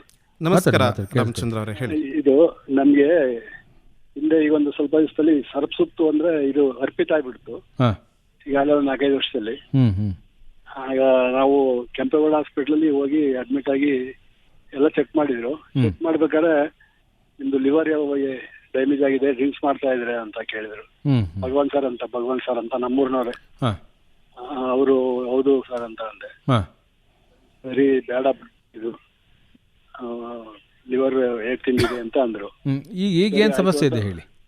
ಈಗ ಇದು ಅದೇ ಈ ಕಡೆ ಸೈಡ್ ಅಲ್ಲಿ ಹೊಟ್ಟೆ ಒಂಥರ ನೋವು ಬಂದಂಗ ಆಯ್ತಿತ್ತು, ಹಂಗೆ ಇತ್ತು. ಅವರು ಅದಕ್ಕೆ ಏನು ಲಿವರ್ಗೆ ಏನು ಇದಿಲ್ವಾ ಸರ್ ಅಂತ ಕೇಳೋಣ ಅಂತ ಮಾಡಿ. ಆಮೇಲೆ ಗ್ಯಾಸ್ಟ್ರಿಕ್ ಸ್ವಲ್ಪ ಜಾಸ್ತಿ ಇತ್ತು. ಅಲ್ಲ, ಯಾವ ಭಾಗದಲ್ಲಿ ನೋವು ಬರ್ತಾ ಇದೆ ನಿಮಗೆ? ಎಡಗಡೆ ನೋವು ಬರ್ತಾ ಇದೆ. ಯಾವಾಗ್ಲಾರು ಸ್ವಲ್ಪ ಒಂದೊಂದು ಟೈಮ್ ನೋವು ಬರುತ್ತೆ, ಊದ್ಕೊಂಡಂಗ ಆಗುತ್ತೆ. ಹೊಟ್ಟೆನಲ್ಲಿ ಹೊಟ್ಟೆನಲ್ಲಿ ಸರ್. ಈಗಲೂ ಮದ್ಯ ಸೇವನೆ ಮಾಡ್ತಾ ಇದ್ದೀರಾ? ಡ್ರಿಂಕ್ಸ್ ಮಾಡ್ತಾ ಇದ್ದೀರಾ? ಇಲ್ಲ ಸರ್, ಮಾಡ್ತಾ ಇಲ್ಲ. ಈಗ ಬಿಟ್ಟಿದ್ದೀರಿ? ಕಮ್ಮಿ ಬಿಟ್ಬಿಟ್ಟಿದ್ದೀನಿ. ಸರಿ ಸರಿ ಸರಿ ಸರಿ. ವೈದ್ಯರನ್ನ ಸಂಪರ್ಕ ಮಾಡಿ ಮುಂದೆ ಹೋಗೋದು ಉತ್ತಮ ರಾಮಚಂದ್ರ ಅವರೇ. ಸರಿ ಸರ್. ಯಾಕೆ ತೋರಿಸ್ಕೊಳ್ಳಿ. ಹಾ ಸರಿ ಆಯ್ತಾ ಸರ್. ಅದೇನು ಲಿವರ್ ಅದೇನು ಬೆಳೀತಾ ಇರ್ತದೆ, ಏನೂ ಆಗಲ್ಲ, ಡ್ರಿಂಕ್ಸ್ ಬಿಟ್ಮೇಲೆ ಏನು ತೊಂದರೆ ಆಗಲ್ಲ ಅಂತ ಹೇಳ್ತಾರೆ. ನಿಜಾನ ಸರ್ ಅದು? ಅಲ್ಲ, ಯಾವ ಮಟ್ಟಿಗೆ ಲಿವರ್ ಹಾಳಾಗಿದೆ ಅನ್ನೋದ್ರ ಮೇಲೆ ಎಲ್ಲ ಹೋಗುತ್ತೆ. ಯಾಕಂದರೆ ಡ್ರಿಂಕ್ಸ್ ಮಾಡಿದಾಗ ಲಿವರ್ಗೆ ಸಾಮಾನ್ಯ ಡ್ಯಾಮೇಜ್ ಆಗೇ ಆಗುತ್ತೆ, ಅದರ ಸಂಬಂಧ ಸಮಸ್ಯೆಗಳು ಬಂದೇ ಬರುತ್ತೆ. ಎಷ್ಟು ಮಟ್ಟಿಗೆ ಲಿವರ್ ಯಕೃತ್ತು ಹಾಳಾಗಿದೆ ಅನ್ನೋದಷ್ಟೇ ಇಂಪಾರ್ಟೆಂಟ್. ಕಮ್ಮಿ ಆಗಿದ್ರೆ ವಾಪಸ್ ಸರಿ ಆಗುತ್ತೆ, ಜಾಸ್ತಿ ಆದಾಗ ವಾಪಸ್ ಸರಿ ಆಗುವಂಥದ್ದು ಸಾಧ್ಯತೆಗಳು ಕಮ್ಮಿ. ಹಾಗಾಗಿ ನಿಮ್ಮ ರಿಪೋರ್ಟ್ಸ್ ಪ್ರತಿಯೊಂದನ್ನು ನೋಡಿ ಹೇಳುವಂಥದ್ದು ಉತ್ತಮ. ಸರಿ ಸರ್, ಒಂದ್ಸರಿ ಬರ್ತೀನಿ ನಿಮ್ಮ ಹಾಸ್ಪಿಟಲ್. ಖಂಡಿತ ಬನ್ನಿ. ಸರಿ ಸರ್. ಧನ್ಯವಾದ ರಾಮಚಂದ್ರ ಅವರೇ ಕರೆ ಮಾಡಿದ್ದಕ್ಕಾಗಿ. ನಾವು ಮುಂದಿನ ಕರೆಗೆ ಹೋಗ್ತೇವೆ. ನಮಸ್ತೆ, ಮಾತನಾಡಿ. ನಮಸ್ಕಾರ, ಮಾತನಾಡಿ. ಸಂಪರ್ಕ ಆಗಲಿಲ್ಲ, ಅವರ ಕರೆಯಲ್ಲಿ ಸಂಪರ್ಕ ಉಂಟಾಗಲಿಲ್ಲ. ಸರ್, ಯಕೃತ್ತು ಎಷ್ಟೇ ಹಾಳಾಗಿದ್ದರೂ ಕೂಡ ಅದು ಮತ್ತೆ ಚೇತರಿಸ್ಕೊಳ್ತಕ್ಕಂಥ ಒಂದು ಶಕ್ತಿ ಇದೆ ಅಂತೇಳಿ ಹೇಳ್ತಾರೆ, ಇದು ನಿಜವಾ? ಹೌದು ಸರ್. ಯಕೃತ್ತಿಗೆ ಸ್ಟ್ರಕ್ಚರಲಿ ಅಂದರೆ ಹೇಳಿದರೆ, ನಾವೀಗ ಟ್ರಾನ್ಸ್ಪ್ಲಾಂಟೇಷನ್ ಎಲ್ಲ ಮಾಡಿದಾಗ ಅದು ಒಂದಿಷ್ಟು ಭಾಗವನ್ನು ತೆಗೆದು ಇನ್ನೊಬ್ಬರಿಗೆ ಕೊಡ್ತೇವೆ. ಆ ಉಳಿದ ಭಾಗ ಮತ್ತೆ ಪೂರ್ಣವಾಗಿ ಲಿವರ್ ಆಗುವಂಥದ್ದು ಸಾಧ್ಯತೆಗಳು ಜಾಸ್ತಿನೇ ಇರುತ್ತೆ, ಮತ್ತೆ ಆಗತ್ತೆ ಕೂಡ. ಅದಕ್ಕೆ ಆ ಶಕ್ತಿ ಇರುತ್ತೆ. ಬಟ್ ಫಂಕ್ಷನಲಿ ಅಂದರೆ ಅದರದ್ದು ಕಾರ್ಯಕ್ಷಮತೆ ಒಮ್ಮೆ ಹಾಳಾಯಿತು ಅಂತ ಹೇಳಿದರೆ ಪೂರ್ಣವಾಗಿ ಅದು ಮತ್ತೆ ಸರಿಯಾಗುವಂಥದ್ದು ಸಾಧ್ಯತೆಗಳು ಕಮ್ಮಿ. ಸ್ಟ್ರಕ್ಚರಲಿ ಎಸ್, ಬಟ್ ಫಂಕ್ಷನಲಿ ಅಂದರೆ ಅದರದ್ದು ಕಾರ್ಯ ಮಾತ್ರ ಹೇಳಲಿಕ್ಕೆ ಕಷ್ಟ ಆಗುತ್ತೆ. ಮುಂದಿನ ಕರೆಗೆ ಹೋಗೋಣ. ನಮಸ್ತೆ. ಹಲೋ, ನಮಸ್ತೆ. ನಿಮ್ಮ ಹೆಸರು ಹೇಳಿ, ಮಾತನಾಡಿ. ನನ್ನ ಹೆಸರು ಶ್ವೇತಾ, ಗುಂಡೆಕೊಣಕೊಪ್ಪಲಿಂದ ಮಾತಾಡ್ತಿರೋದು. ಮಾತಾಡಿ ಶ್ವೇತಾ, ಏನು ಸಮಸ್ಯೆ ಇದೆ ಹೇಳಿ. ನಂದು ನಾವು ಆಯಿಲ್ ಎಲ್ಲ ಅಂದ್ರೆ ಕಡಲೆ ಬೀಜ ಮತ್ತೆ ಕೊಬ್ಬರಿ ಎಣ್ಣೆ ಬೆಳೆಸ್ತೀವಿ. ಅದೇ 6 ತಿಂಗಳಿಗೆ ಒಂದ್ಸತಿ ಆಯಿಲ್ ಚೇಂಜ್ ಮಾಡ್ತೀವಿ. ಅಂದ್ರೆ ಸ್ಯಾಚುರೇಟೆಡ್ ಆಯಿಲ್ ಅಂದ್ರೆ ಏನು, ಅನ್ಸ್ಯಾಚುರೇಟೆಡ್ ಆಯಿಲ್ ಅಂದ್ರೆ ಯಾವ್ದು ಬೆಳೆಸ್ಬೇಕು ಅದನ್ನ ಕೇಳೋಣ ಅಂತ ಮಾಡಿ. ನಮಸ್ಕಾರ ಶ್ವೇತಾ ಅವರೇ. ಈಗ ಆಯಿಲ್ ಬಗ್ಗೆ ಮಾತಾಡ್ತಾ ಇದ್ದೀರಿ, ಎಣ್ಣೆ ಬಗ್ಗೆ. 6 ತಿಂಗಳಿಗೊಮ್ಮೆ ಚೇಂಜ್ ಮಾಡ್ತಾ ಇದ್ದೀನಿ ಅಂತ ಹೇಳಿದ್ರಿ, ಒಳ್ಳೆ ಕೆಲಸ. ಆದಷ್ಟು ಇನ್ನೂ 3 ತಿಂಗಳಿಗೊಮ್ಮೆ ಮಾಡೋದು ಇನ್ನೂ ಉತ್ತಮ. ಬರೀ ಇದಷ್ಟೇ ಅಲ್ಲ, ಬೇರೆ ಬೇರೆ ಥರದ ಎಣ್ಣೆಗಳನ್ನು ಬಳಸುವಂಥದ್ದು. ಎಣ್ಣೆ ಬಳಸ್ತೀವಿ. ಹಾಂ, ಎಲ್ಲ ರೀತಿಯ ಎಣ್ಣೆಗಳನ್ನ ಮಧ್ಯ ಮಧ್ಯ ಚೇಂಜ್ ಮಾಡಿಕೊಂಡು ಮಾಡುವಂಥದ್ದು ಉತ್ತಮ ಅಮ್ಮ. ಅಲ್ಲ ಸ್ಯಾಚುರೇಟೆಡ್ ಈಗ ಸ್ಯಾಚುರೇಟೆಡ್ ಅನ್ಸ್ಯಾಚುರೇಟೆಡ್ ಅಂತ ಹೇಳಿದ್ರೆ ಅದು ಪೂರಾ ನ್ಯೂಟ್ರಿಷನ್ ವಿಷಯಕ್ಕೆ ಬರುತ್ತದು. ಅದು ಬೇರೆನೇ ಸಬ್ಜೆಕ್ಟ್ ಆಗುತ್ತಮ್ಮ. ಅದು ನಾನು ಈ ವಿಷಯದಲ್ಲಿ ಈಗ ಇದನ್ನು ಹೇಳೋದು ಸರಿಯಲ್ಲ. ನೀವು ಎಣ್ಣೆಯನ್ನು ಬದಲಾವಣೆ ಮಾಡ್ತಿರಲ್ಲ, ಅದು ಬಹಳ ಒಳ್ಳೆಯ ಒಂದು ಅಭ್ಯಾಸ. ಅದನ್ನು ಮುಂದುವರ್ಸ್ಕೊಂಡು ಹೋಗಿ ಶ್ವೇತಾ ಅವರೇ. ಧನ್ಯವಾದ ಕರೆ ಮಾಡಿದ್ದಕ್ಕಾಗಿ. ಮುಂದಿನ ಕರೆಗೆ ಹೋಗೋಣ. ನಮಸ್ತೆ. ಹಲೋ, ನಮಸ್ತೆ ಸರ್. ನಮಸ್ತೆ, ನಿಮ್ಮ ಹೆಸರು ಹೇಳಿ, ಮಾತನಾಡಿ. ನನ್ನ ಹೆಸರು ವೀಣಾ ಪಳ್ಳಿರಲ್ಲ. ವೀಣಾ, ಒಂಚೂರು ರೇಡಿಯೋಯಿಂದ ದೂರ ಬರ್ಬೇಕು ನೀವು. ದೂರ ಬರ್ತೀನಿ. ದೂರ ಬಂದು ಮಾತಾಡಿ. ಲಿವರ್ ಬಗ್ಗೆ ವಿಚಾರಿಸಬೇಕಿತ್ತು ಸರ್. ಮಾತಾಡಿ. ಡಾಕ್ಟರ್ ನಮಸ್ಕಾರ. ನಮಸ್ಕಾರ ಅಮ್ಮ. ಫ್ಯಾಟಿ ಲಿವರ್ ಆದವ್ರಿಗೆ ಏನು ಮೆಡಿಸನ್, ಏನು ಊಟ ಕೊಡಬೇಕು ಸರ್? ಫ್ಯಾಟಿ ಲಿವರ್ ಈಗ ಸರ್ವೇ ಸಾಮಾನ್ಯವಾಗಿ ನಾವು ಕಾಣುವಂಥ ವಿಷಯ ಇದು. ಫ್ಯಾಟಿ ಲಿವರ್ ಅಂತ ಹೇಳಿದ್ರೆ ಅಮ್ಮ, ಲಿವರಲ್ಲಿ ಈ ಫ್ಯಾಟ್ ಅಂಶ ಜಾಸ್ತಿ ಆಗ್ತಾ ಹೋಗ್ತಾ ಇದೆ. ಯಾಕಾಗ್ತಾ ಇದೆ ಅಂತ ಹೇಳಿದ್ರೆ ಮತ್ತೆ ಅದೇ ಒತ್ತಡ, ಮತ್ತು ನಮ್ಮ ಕೆಲಸ ಕಾರ್ಯ, ಮತ್ತು ಆಹಾರ ಪದ್ಧತಿ ಎಲ್ಲದರಿಂದ ಈ ಫ್ಯಾಟ್ ಅನ್ನುವಂಥದ್ದು ಡೆಪಾಸಿಟ್ಸ್ ಹೇಳ್ತೇವೆ, ಅದರಲ್ಲಿ ಅಂಶ ಜಾಸ್ತಿ ಆಗ್ತಾ ಇದೆ. ಇದೆಲ್ಲ ಸರಿ ಮಾಡಿಕೊಂಡಾಗ ತನ್ನಿಂತಾನೇ ಫ್ಯಾಟಿ ಲಿವರ್ ಕಮ್ಮಿ ಆಗ್ತಾ ಬರುತ್ತೆ. ಶುರುವಿನ ಹಂತದಲ್ಲಿ ಜಾಸ್ತಿ ಆದಾಗ, ಈ ಡೆಪಾಸಿಟ್ ಜಾಸ್ತಿ ಆದಾಗ ಅದಕ್ಕೆ ಆದ ಟ್ರೀಟ್ಮೆಂಟ್ ಬರುತ್ತೆ, ಟ್ರೀಟ್ಮೆಂಟ್ ತಗೋಬೇಕು. ಅದಕ್ಕೆ ಆದ ಮಾತ್ರೆಗಳು ಬರುತ್ತೆ, ಟ್ರೀಟ್ಮೆಂಟ್ ಬರುತ್ತೆ. ಇಲ್ಲ ಹೇಳಿದರೆ ಲಿವರ್ದ ಸಮಸ್ಯೆಗಳು ಮುಂದಿನ ದಿನಗಳಲ್ಲಿ ಕಾಣ್ತೇವೆ. ಸೊ ಹಾಗಾಗಿ ಬರದೇ ಇರೋದನ್ನು ತಡೆಗಟ್ಕೊಳ್ಳಿ. ಸಣ್ಣ ಪ್ರಮಾಣದಲ್ಲಿ ಇದ್ದರೆ ಅದನ್ನು ವಾಪಸ್ ನಮ್ಮ ಆಹಾರದಿಂದ ಎಲ್ಲ ಹೇಳಿದ ಹಾಗೆ ಸರಿ ಮಾಡ್ಕೋಬಹುದು. ಇಲ್ಲ ಹೇಳಿದರೆ ಸರಿಯಾದ ಅದಕ್ಕೆ ಚಿಕಿತ್ಸೆನ ತಗೋಬೇಕಾಗತ್ತೆ. ಅದಕ್ಕೆ ನಾನ್ ವೆಜ್ ಎಲ್ಲ ಕೊಡ್ಬೋದಾ ಸರ್? ನಾನ್ ವೆಜ್, ಎಗ್ ಏನಾರು ಕೊಡ್ಬೋದಾ? ನನ್ನ ತಮ್ಮನಿಗೆ ಅದು ಪ್ರಾಬ್ಲಮ್ ಆಗಿದೆ. ಅಮ್ಮ, ಫ್ಯಾಟಿ ಲಿವರ್ನ ನಾವು ಎಷ್ಟು ಪ್ರಮಾಣದಲ್ಲಿ ಆಗಿದೆ ಅಂತ ನೋಡ್ತೇವೆ. ಗ್ರೇಡಿಂಗ್ ಇರುತ್ತೆ, ಅದಕ್ಕೆ ಯಾವ ಗ್ರೇಡಲ್ಲಿದೆ, ಎಷ್ಟು ಮಟ್ಟಿಗಿದೆ ಅಂತ ನೋಡಿಕೊಂಡು ಅದಕ್ಕೆ ಆಹಾರ ಪ್ರತಿಯೊಂದನ್ನು ಹೇಳಬೇಕಾಗತ್ತೆ. ಒಂದ್ಸಲ ನಿಮ್ಮ ಹತ್ರಕ್ಕೆ ಬಂದ್ರೆ ಆ ಲಿವರ್ ಪ್ರಾಬ್ಲಮ್ಗೆ ತೋರ್ಸಕ್ಕೆ ಸರ್ ಬನ್ನಿ ಅಮ್ಮ. ಒಂದು ಖರ್ಚು ಎಷ್ಟು ಬರ್ಬೋದು ಸರ್ ಒಂದು ಅವರೇಜ್? ಅಮ್ಮ, ಲಿವರ್ನ ವಿಷಯಕ್ಕೆ ಸ್ಕ್ಯಾನ್ ಬೇಕಾಗುತ್ತೆ ಮತ್ತು ರಕ್ತ ಪರೀಕ್ಷೆ ಬೇಕಾಗುತ್ತಮ್ಮ. ಸಾಮಾನ್ಯವಾಗಿ ನಿಮಗೆ 2,000-3,000 ಹತ್ತಿರ ಆಗಬಹುದು ಅನ್ನೋದು ನನ್ನ ಭಾವನೆ.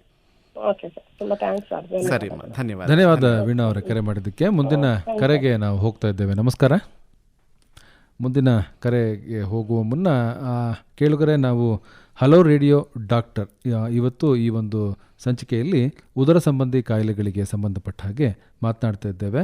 ನಿಮ್ಮ ಪ್ರಶ್ನೆಗಳಿಗೆ ಉತ್ತರಿಸ್ತಾ ಇರ್ತಕ್ಕಂಥವರು ಹಾಸನದ ಜನಪ್ರಿಯ ಮಲ್ಟಿಸ್ಪೆಷಾಲಿಟಿ ಆಸ್ಪತ್ರೆಯ ಶಸ್ತ್ರಚಿಕಿತ್ಸಾ ತಜ್ಞರಾದ ಡಾಕ್ಟರ್ JP ಪ್ರವೀಣ್ ಅವರು. ನೀವು ಉದರ ಸಂಬಂಧಿ ಕಾಯಿಲೆಗಳಿಗೆ ಸಂಬಂಧಪಟ್ಟ ಹಾಗೆ ನಮಗೆ ಪ್ರಶ್ನೆಗಳನ್ನು ಕೇಳಬಹುದು. ಮುಂದಿನ ಕರೆಗೆ ಹೋಗೋಣ. ನಮಸ್ತೆ ಸರ್. ನಮಸ್ಕಾರ ಸರ್. ನಮಸ್ತೆ, ನಿಮ್ಮ ಹೆಸರು ಹೇಳಿ, ಮಾತನಾಡಿ. ಸರ್, ರಾಚಪ್ಪ ಅಂತ ಹೇಳಿ. ರಾಚಪ್ಪ ಅವರು ಎಲ್ಲಿಂದ? ಹಾಸನದಿಂದ ಸರ್. ಮಾತಾಡಿ ರಾಚಪ್ಪ ಅವರೇ. ಸರ್, ನನಗೆ ಸ್ವಲ್ಪ ಈ ಮೋಷನ್ ಪ್ರಾಬ್ಲಮ್ ಭಾಳ ಆಗ್ತಾ ಇದೆ ಸರ್. ನಾನು 73 ಇಯರ್ಸ್ ಏಜು. ಏನಾಗಿದೆ ಅಂದ್ರೆ ನನಗೆ ಈ ಮೋಷನ್ ಪ್ರಾಪರ್ ಹೋಗ್ತಾ ಇಲ್ಲ ಸರ್. ಸುಮಾರು ಈಗೆಲ್ಲ 2-3 ವರ್ಷದಿಂದಲೂ ಇರ್ರೆಗ್ಯುಲರ್ ಇದೆ. ಅದೇನಾಗ್ತದೆ, ನಾನು ಬೆನ್ನಿನ ಹತ್ತಿರ ಸ್ವಲ್ಪ ಹೋದಾಗ ಪರವಾಗಿಲ್ಲ, ಅಲ್ಲಿ ತಿರುಗಾಡ್ಕೊಂಡು ಇದು ಮಾಡಿದಾಗ. ಈಗ ಇದರಲ್ಲಿ ಈ ಹಾಸನದಲ್ಲಿ ಇದ್ದೀವಿ ಸರ್ ನಾವು. ಈಗ 2-3 ತಿಂಗಳಿಂದ ಸರಿ ಪ್ರಾಪರ್ ಆಗಿ ಹೋಗ್ತಾನೆ ಇಲ್ಲ ಸರ್. ಅಂತಂದ್ರೆ ನಿಮ್ಗೆ ಸ್ಯಾಟಿಸ್ಫ್ಯಾಕ್ಷನ್ ಆಗಲ್ವಾ ಪೂರ್ಣ ಹೋಯ್ತು ಅಂತ ಹೇಳಿ? ಇಲ್ಲ ಸರ್, ಅದು ಆಗ್ತಾ ಇಲ್ಲ. ಅದೇ ಫೀಲ್ ಆಗ್ತಾ ಇಲ್ಲ ಸರ್. ಸ್ವಲ್ಪ ಹೋಗ್ತದೆ, ತುಂಬಾ ಹೀಟ್ ಆಗಿ ಹೋಗ್ತದೆ, ಗಟ್ಟಿಯಾಗಿ. ಅದು ಸ್ವಲ್ಪ ಬಹಳ ಹಾರ್ಡ್ ಮೋಷನ್ ಸರ್. ನಮಸ್ಕಾರ ರಾಚಪ್ಪ ಅವರೇ. ರಕ್ತ ಏನಾದರೂ ಬೀಳುತ್ತಾ ಮೋಷನ್ ಒಟ್ಟಿಗೆ? ಇಲ್ಲ ಸರ್, ಬೀಳ್ತಾ ಇಲ್ಲ. ರಕ್ತ ಹೋಗೋದು, ಬೇರೆ ಉರಿ ಆಗುವಂಥದ್ದು, ನೋವಾಗುವಂಥದ್ದು ಏನಿಲ್ಲ? ತುಂಬಾ ಮೋಷನ್ ಇದಾಗುವಾಗ, ಮೂವ್ ಆಗುವಾಗ ತುಂಬಾ ನೋವಾಗ್ತದೆ, ತುಂಬಾ ಹಾರ್ಡ್ ಆಗ್ತದೆ, ಫೋರ್ಸಬಲಿ ಹೋಗ್ಬೇಕಾಗ್ತದೆ ಸರ್. ಬೇರೆ ಏನಾದ್ರು ಮಾತ್ರೆಗಳೇನಾದ್ರು ಸೇವನೆ ಮಾಡ್ತಿದ್ದೀರಾ? ಶುಗರ್ಗೆ, BP-ಗೆ ಏನಾದ್ರು? ಹೌದು, ಆ ಮಾತ್ರೆ ತಗೊಳ್ತಾ ಇದ್ದೀನಿ ಸರ್. ಈಗ ಡೈಲಿ ಒಂದು, ಶುಗರ್ ಒಂದು, BP-ಗೆ ಒಂದು ತಗೊಳ್ತೀನಿ ಸರ್. ಮಾರ್ನಿಂಗ್ ಒಂದು, ನೈಟ್ ಒಂದು. ಶುಗರ್ಗೆ ಬೆಳಗ್ಗೆ 2, ಸಾಯಂಕಾಲ 2 ತಗೊಳ್ತಾ ಇದ್ದೀನಿ ಸರ್. ಸರಿ. ಅದ್ರದ್ದು ಇರ್ಬಹುದಾ ಅಂತ ನಂದು ಅಜಂಪ್ಷನ್ ಸರ್. ಇಲ್ಲ, ಇರ್ಲಿಕ್ಕೆ ಸಾಕು, ಮಾತ್ರೆಗಳಿಂದನೂ ಬರುತ್ತೆ. ಏನು ಅಂತ ಹೇಳಿದ್ರೆ ರಾಚಪ್ಪ ಅವರೇ, ಮೋಷನ್ ಮಾಡುವ ಜಾಗದಲ್ಲೂ ಒಮ್ಮೆ ಪರೀಕ್ಷೆಯನ್ನು ಮಾಡಿ, ಹೊಟ್ಟೆಯನ್ನು ಪರೀಕ್ಷೆ ಮಾಡಿ ಹೀಗೆ ಆಗಿರಬಹುದು ಅಂತ ಒಂದು ಅಂದಾಜಲ್ಲಿ ಹೇಳಬಹುದು. ಸರಿ ಸರ್ ಮಾಡ್ಬೇಕಾ ಸರ್? ಒಂದು ವೈದ್ಯರನ್ನು ಸಂಪರ್ಕಿಸಿ ಸೂಕ್ತ ಚಿಕಿತ್ಸೆ ತಗೋಬಹುದು. ಅದಕ್ಕೆ ತಮ್ಮ ಆಸ್ಪತ್ರೆಯಲ್ಲೇ ಖಂಡಿತವಾಗ್ಲೂ ಬನ್ನಿ, ನಮ್ಮ ಚಿಕಿತ್ಸೆಯನ್ನು ನೋಡಿಕೊಂಡು ಕೊಡೋಣ ಅಂತೆ. ತಮ್ಮ ಹೆಸರು ಸರ್? ತಮ್ಮ ಹೆಸರು? ಡಾಕ್ಟರ್ ಪ್ರವೀಣ್ ಅಂತ ಹೇಳಿ. ಪ್ರವೀಣ್ ಅಂತ ಜನಪ್ರಿಯನ? ಹೌದು. ತಮ್ಮ ಹತ್ರಲ್ಲೇ ಬರ್ತೀನಿ ಸರ್. ಧನ್ಯವಾದ ರಾಜಪ್ಪ ಅವರ ಕರೆ ಮಾಡಿದ್ದಕ್ಕಾಗಿ. ಸರ್, ಇತ್ತೀಚೆಗೆ ಈ ಮಲಬದ್ಧತೆ ಹೆಚ್ಚಾಗ್ತಾ ಇದೆ, ಅನೇಕರಲ್ಲಿ ಹೆಚ್ಚಾಗ್ತಾ ಇರೋ ಅಂಥದ್ದನ್ನು ನೋಡ್ತೇವೆ ಸರ್. ಯಾಕೆ ಇದು ಹೆಚ್ಚಾಗ್ತಾ ಇರ್ತಕ್ಕಂಥ ಪ್ರಮಾಣ ಯಾಕೆ? ಮಲಬದ್ಧತೆ ಮತ್ತೆ ಅದೇ ಮೂಲ ವಿಷಯಕ್ಕೆ ಬರ್ತಾ ಇದ್ದೇವೆ. ನಮ್ಮ ಆಹಾರ ಪದ್ಧತಿ, ಹೊಟ್ಟೆಗೆ ಆಹಾರ ಮತ್ತು ಹೊಟ್ಟೆ ಎರಡು ಪೂರಕವಾಗಿರುವಂಥದ್ದು. ಆಹಾರ ಸರಿ ಇಲ್ಲ, ಹೊಟ್ಟೆ ಕೆಡುತ್ತೆ ಯಾವುದರಿಂದನೂ ಆಗಲಿ. ಹಾಗೆ ಮಲಬದ್ಧತೆ ಸಹ ಇದೇ ಕಾರಣದಿಂದ ಆಗುವಂಥದ್ದು. ಸರಿಯಾದ ಸಮಯಕ್ಕೆ ಊಟ ಮಾಡೋದು, ಒಳ್ಳೆ ಆಹಾರವನ್ನು ಸೇವನೆ ಮಾಡೋದ್ರಿಂದ ಸಾಮಾನ್ಯವಾಗಿ ಬರೋದೇ ಇಲ್ಲ. ಮಾಡದೇ ಇದ್ದಾಗ ಅಥವಾ ಇತರೆ ಅಭ್ಯಾಸಗಳನ್ನ ಇಟ್ಕೊಂಡಾಗ ಸಾಮಾನ್ಯವಾಗಿ ಕಾಣ್ತೇವೆ. ಮುಂದಿನ ಕರೆಗೆ ಹೋಗೋಣ. ನಮಸ್ತೆ. ಕರೆ ಅದು ತುಂಡಾಯಿತು. ಕರೆಯನ್ನು ಮಾಡಿ ಕೇಳೋಗ್ರೆ, ಇನ್ನೂ ಸಮಯ ಇದೆ ನಮಗೆ. ನೀವು ಕರೆ ಮಾಡಲಿಕ್ಕೆ ಬಳಸಬೇಕಾದ ದೂರವಾಣಿ ಸಂಖ್ಯೆ 2462889, ಮತ್ತೊಂದು ಸಂಖ್ಯೆ 2452558, STD ಕೋಡ್ ಸಂಖ್ಯೆ 08172. ಮುಂದಿನ ಕರೆಗೆ ಹೋಗೋಣ. ನಮಸ್ತೆ. ಮಾತನಾಡಿ. ನಮಸ್ತೆ ಸರ್. ನಮಸ್ತೆ, ನಿಮ್ಮ ಹೆಸರು ಹೇಳಿ, ಮಾತನಾಡಿ. ನಾನು ಸಕಲೇಶ್ಪುರ ತಾಲೂಕು ದೋನಹಳ್ಳಿಯಿಂದ ಯೋಗೇಶ್ ಅಂತೇಳಿ ಮಾತಾಡ್ತಿದ್ದೀನಿ. ಮಾತಾಡಿ ಯೋಗೇಶ್. ಸರ್, ನನ್ನ ಫ್ರೆಂಡ್ ಒಬ್ರು ಒಂದು ಇದು ಹೇಳಿದ್ದಾರೆ. ಏನಂದ್ರೆ ಅವ್ರಿಗೀಗ 53 ವರ್ಷ, ಮತ್ತೆ ತೂಕ ಬಂದು 67 ಇದೆ. ಅವರು 20ನೇ ವಯಸ್ಸಿಂದ ಲೈಟ್ ಆಗಿ ಅಂದ್ರೆ ಮದ್ಯಪಾನ ಮಾಡೋಕೆ ಶುರು ಮಾಡಿ, ಅವಾಗ ಎಲ್ಲ ಒಂದು 6 ತಿಂಗಳಿಗೆ 3 ತಿಂಗಳಿಗೆ ಇದ್ದಿದ್ದು ಬರ್ತಾ ಡೈಲಿ, ಅಂದ್ರೆ ಈಗ ಒಂದು 10 ವರ್ಷದಿಂದ ಡೈಲಿ, ಅಂದ್ರೆ ಯಥೇಚ್ಛವಾಗಿ ಏನಿಲ್ಲ, ಅವ್ರ ಸಂಪ್ರದಾಯ ಅವ್ರ ಮನೇಲಿ ಅದೇ ತರ ಮಾಡ್ಕೊಂಡು ಈಗ 5 ತಿಂಗಳಿಂದ ಅಂದ್ರೆ ಮಾರ್ಚ್ 5ನೇ ತಾರೀಕಿಂದ ಸಂಪೂರ್ಣ ಬಿಟ್ಟಿದ್ದೀನಿ.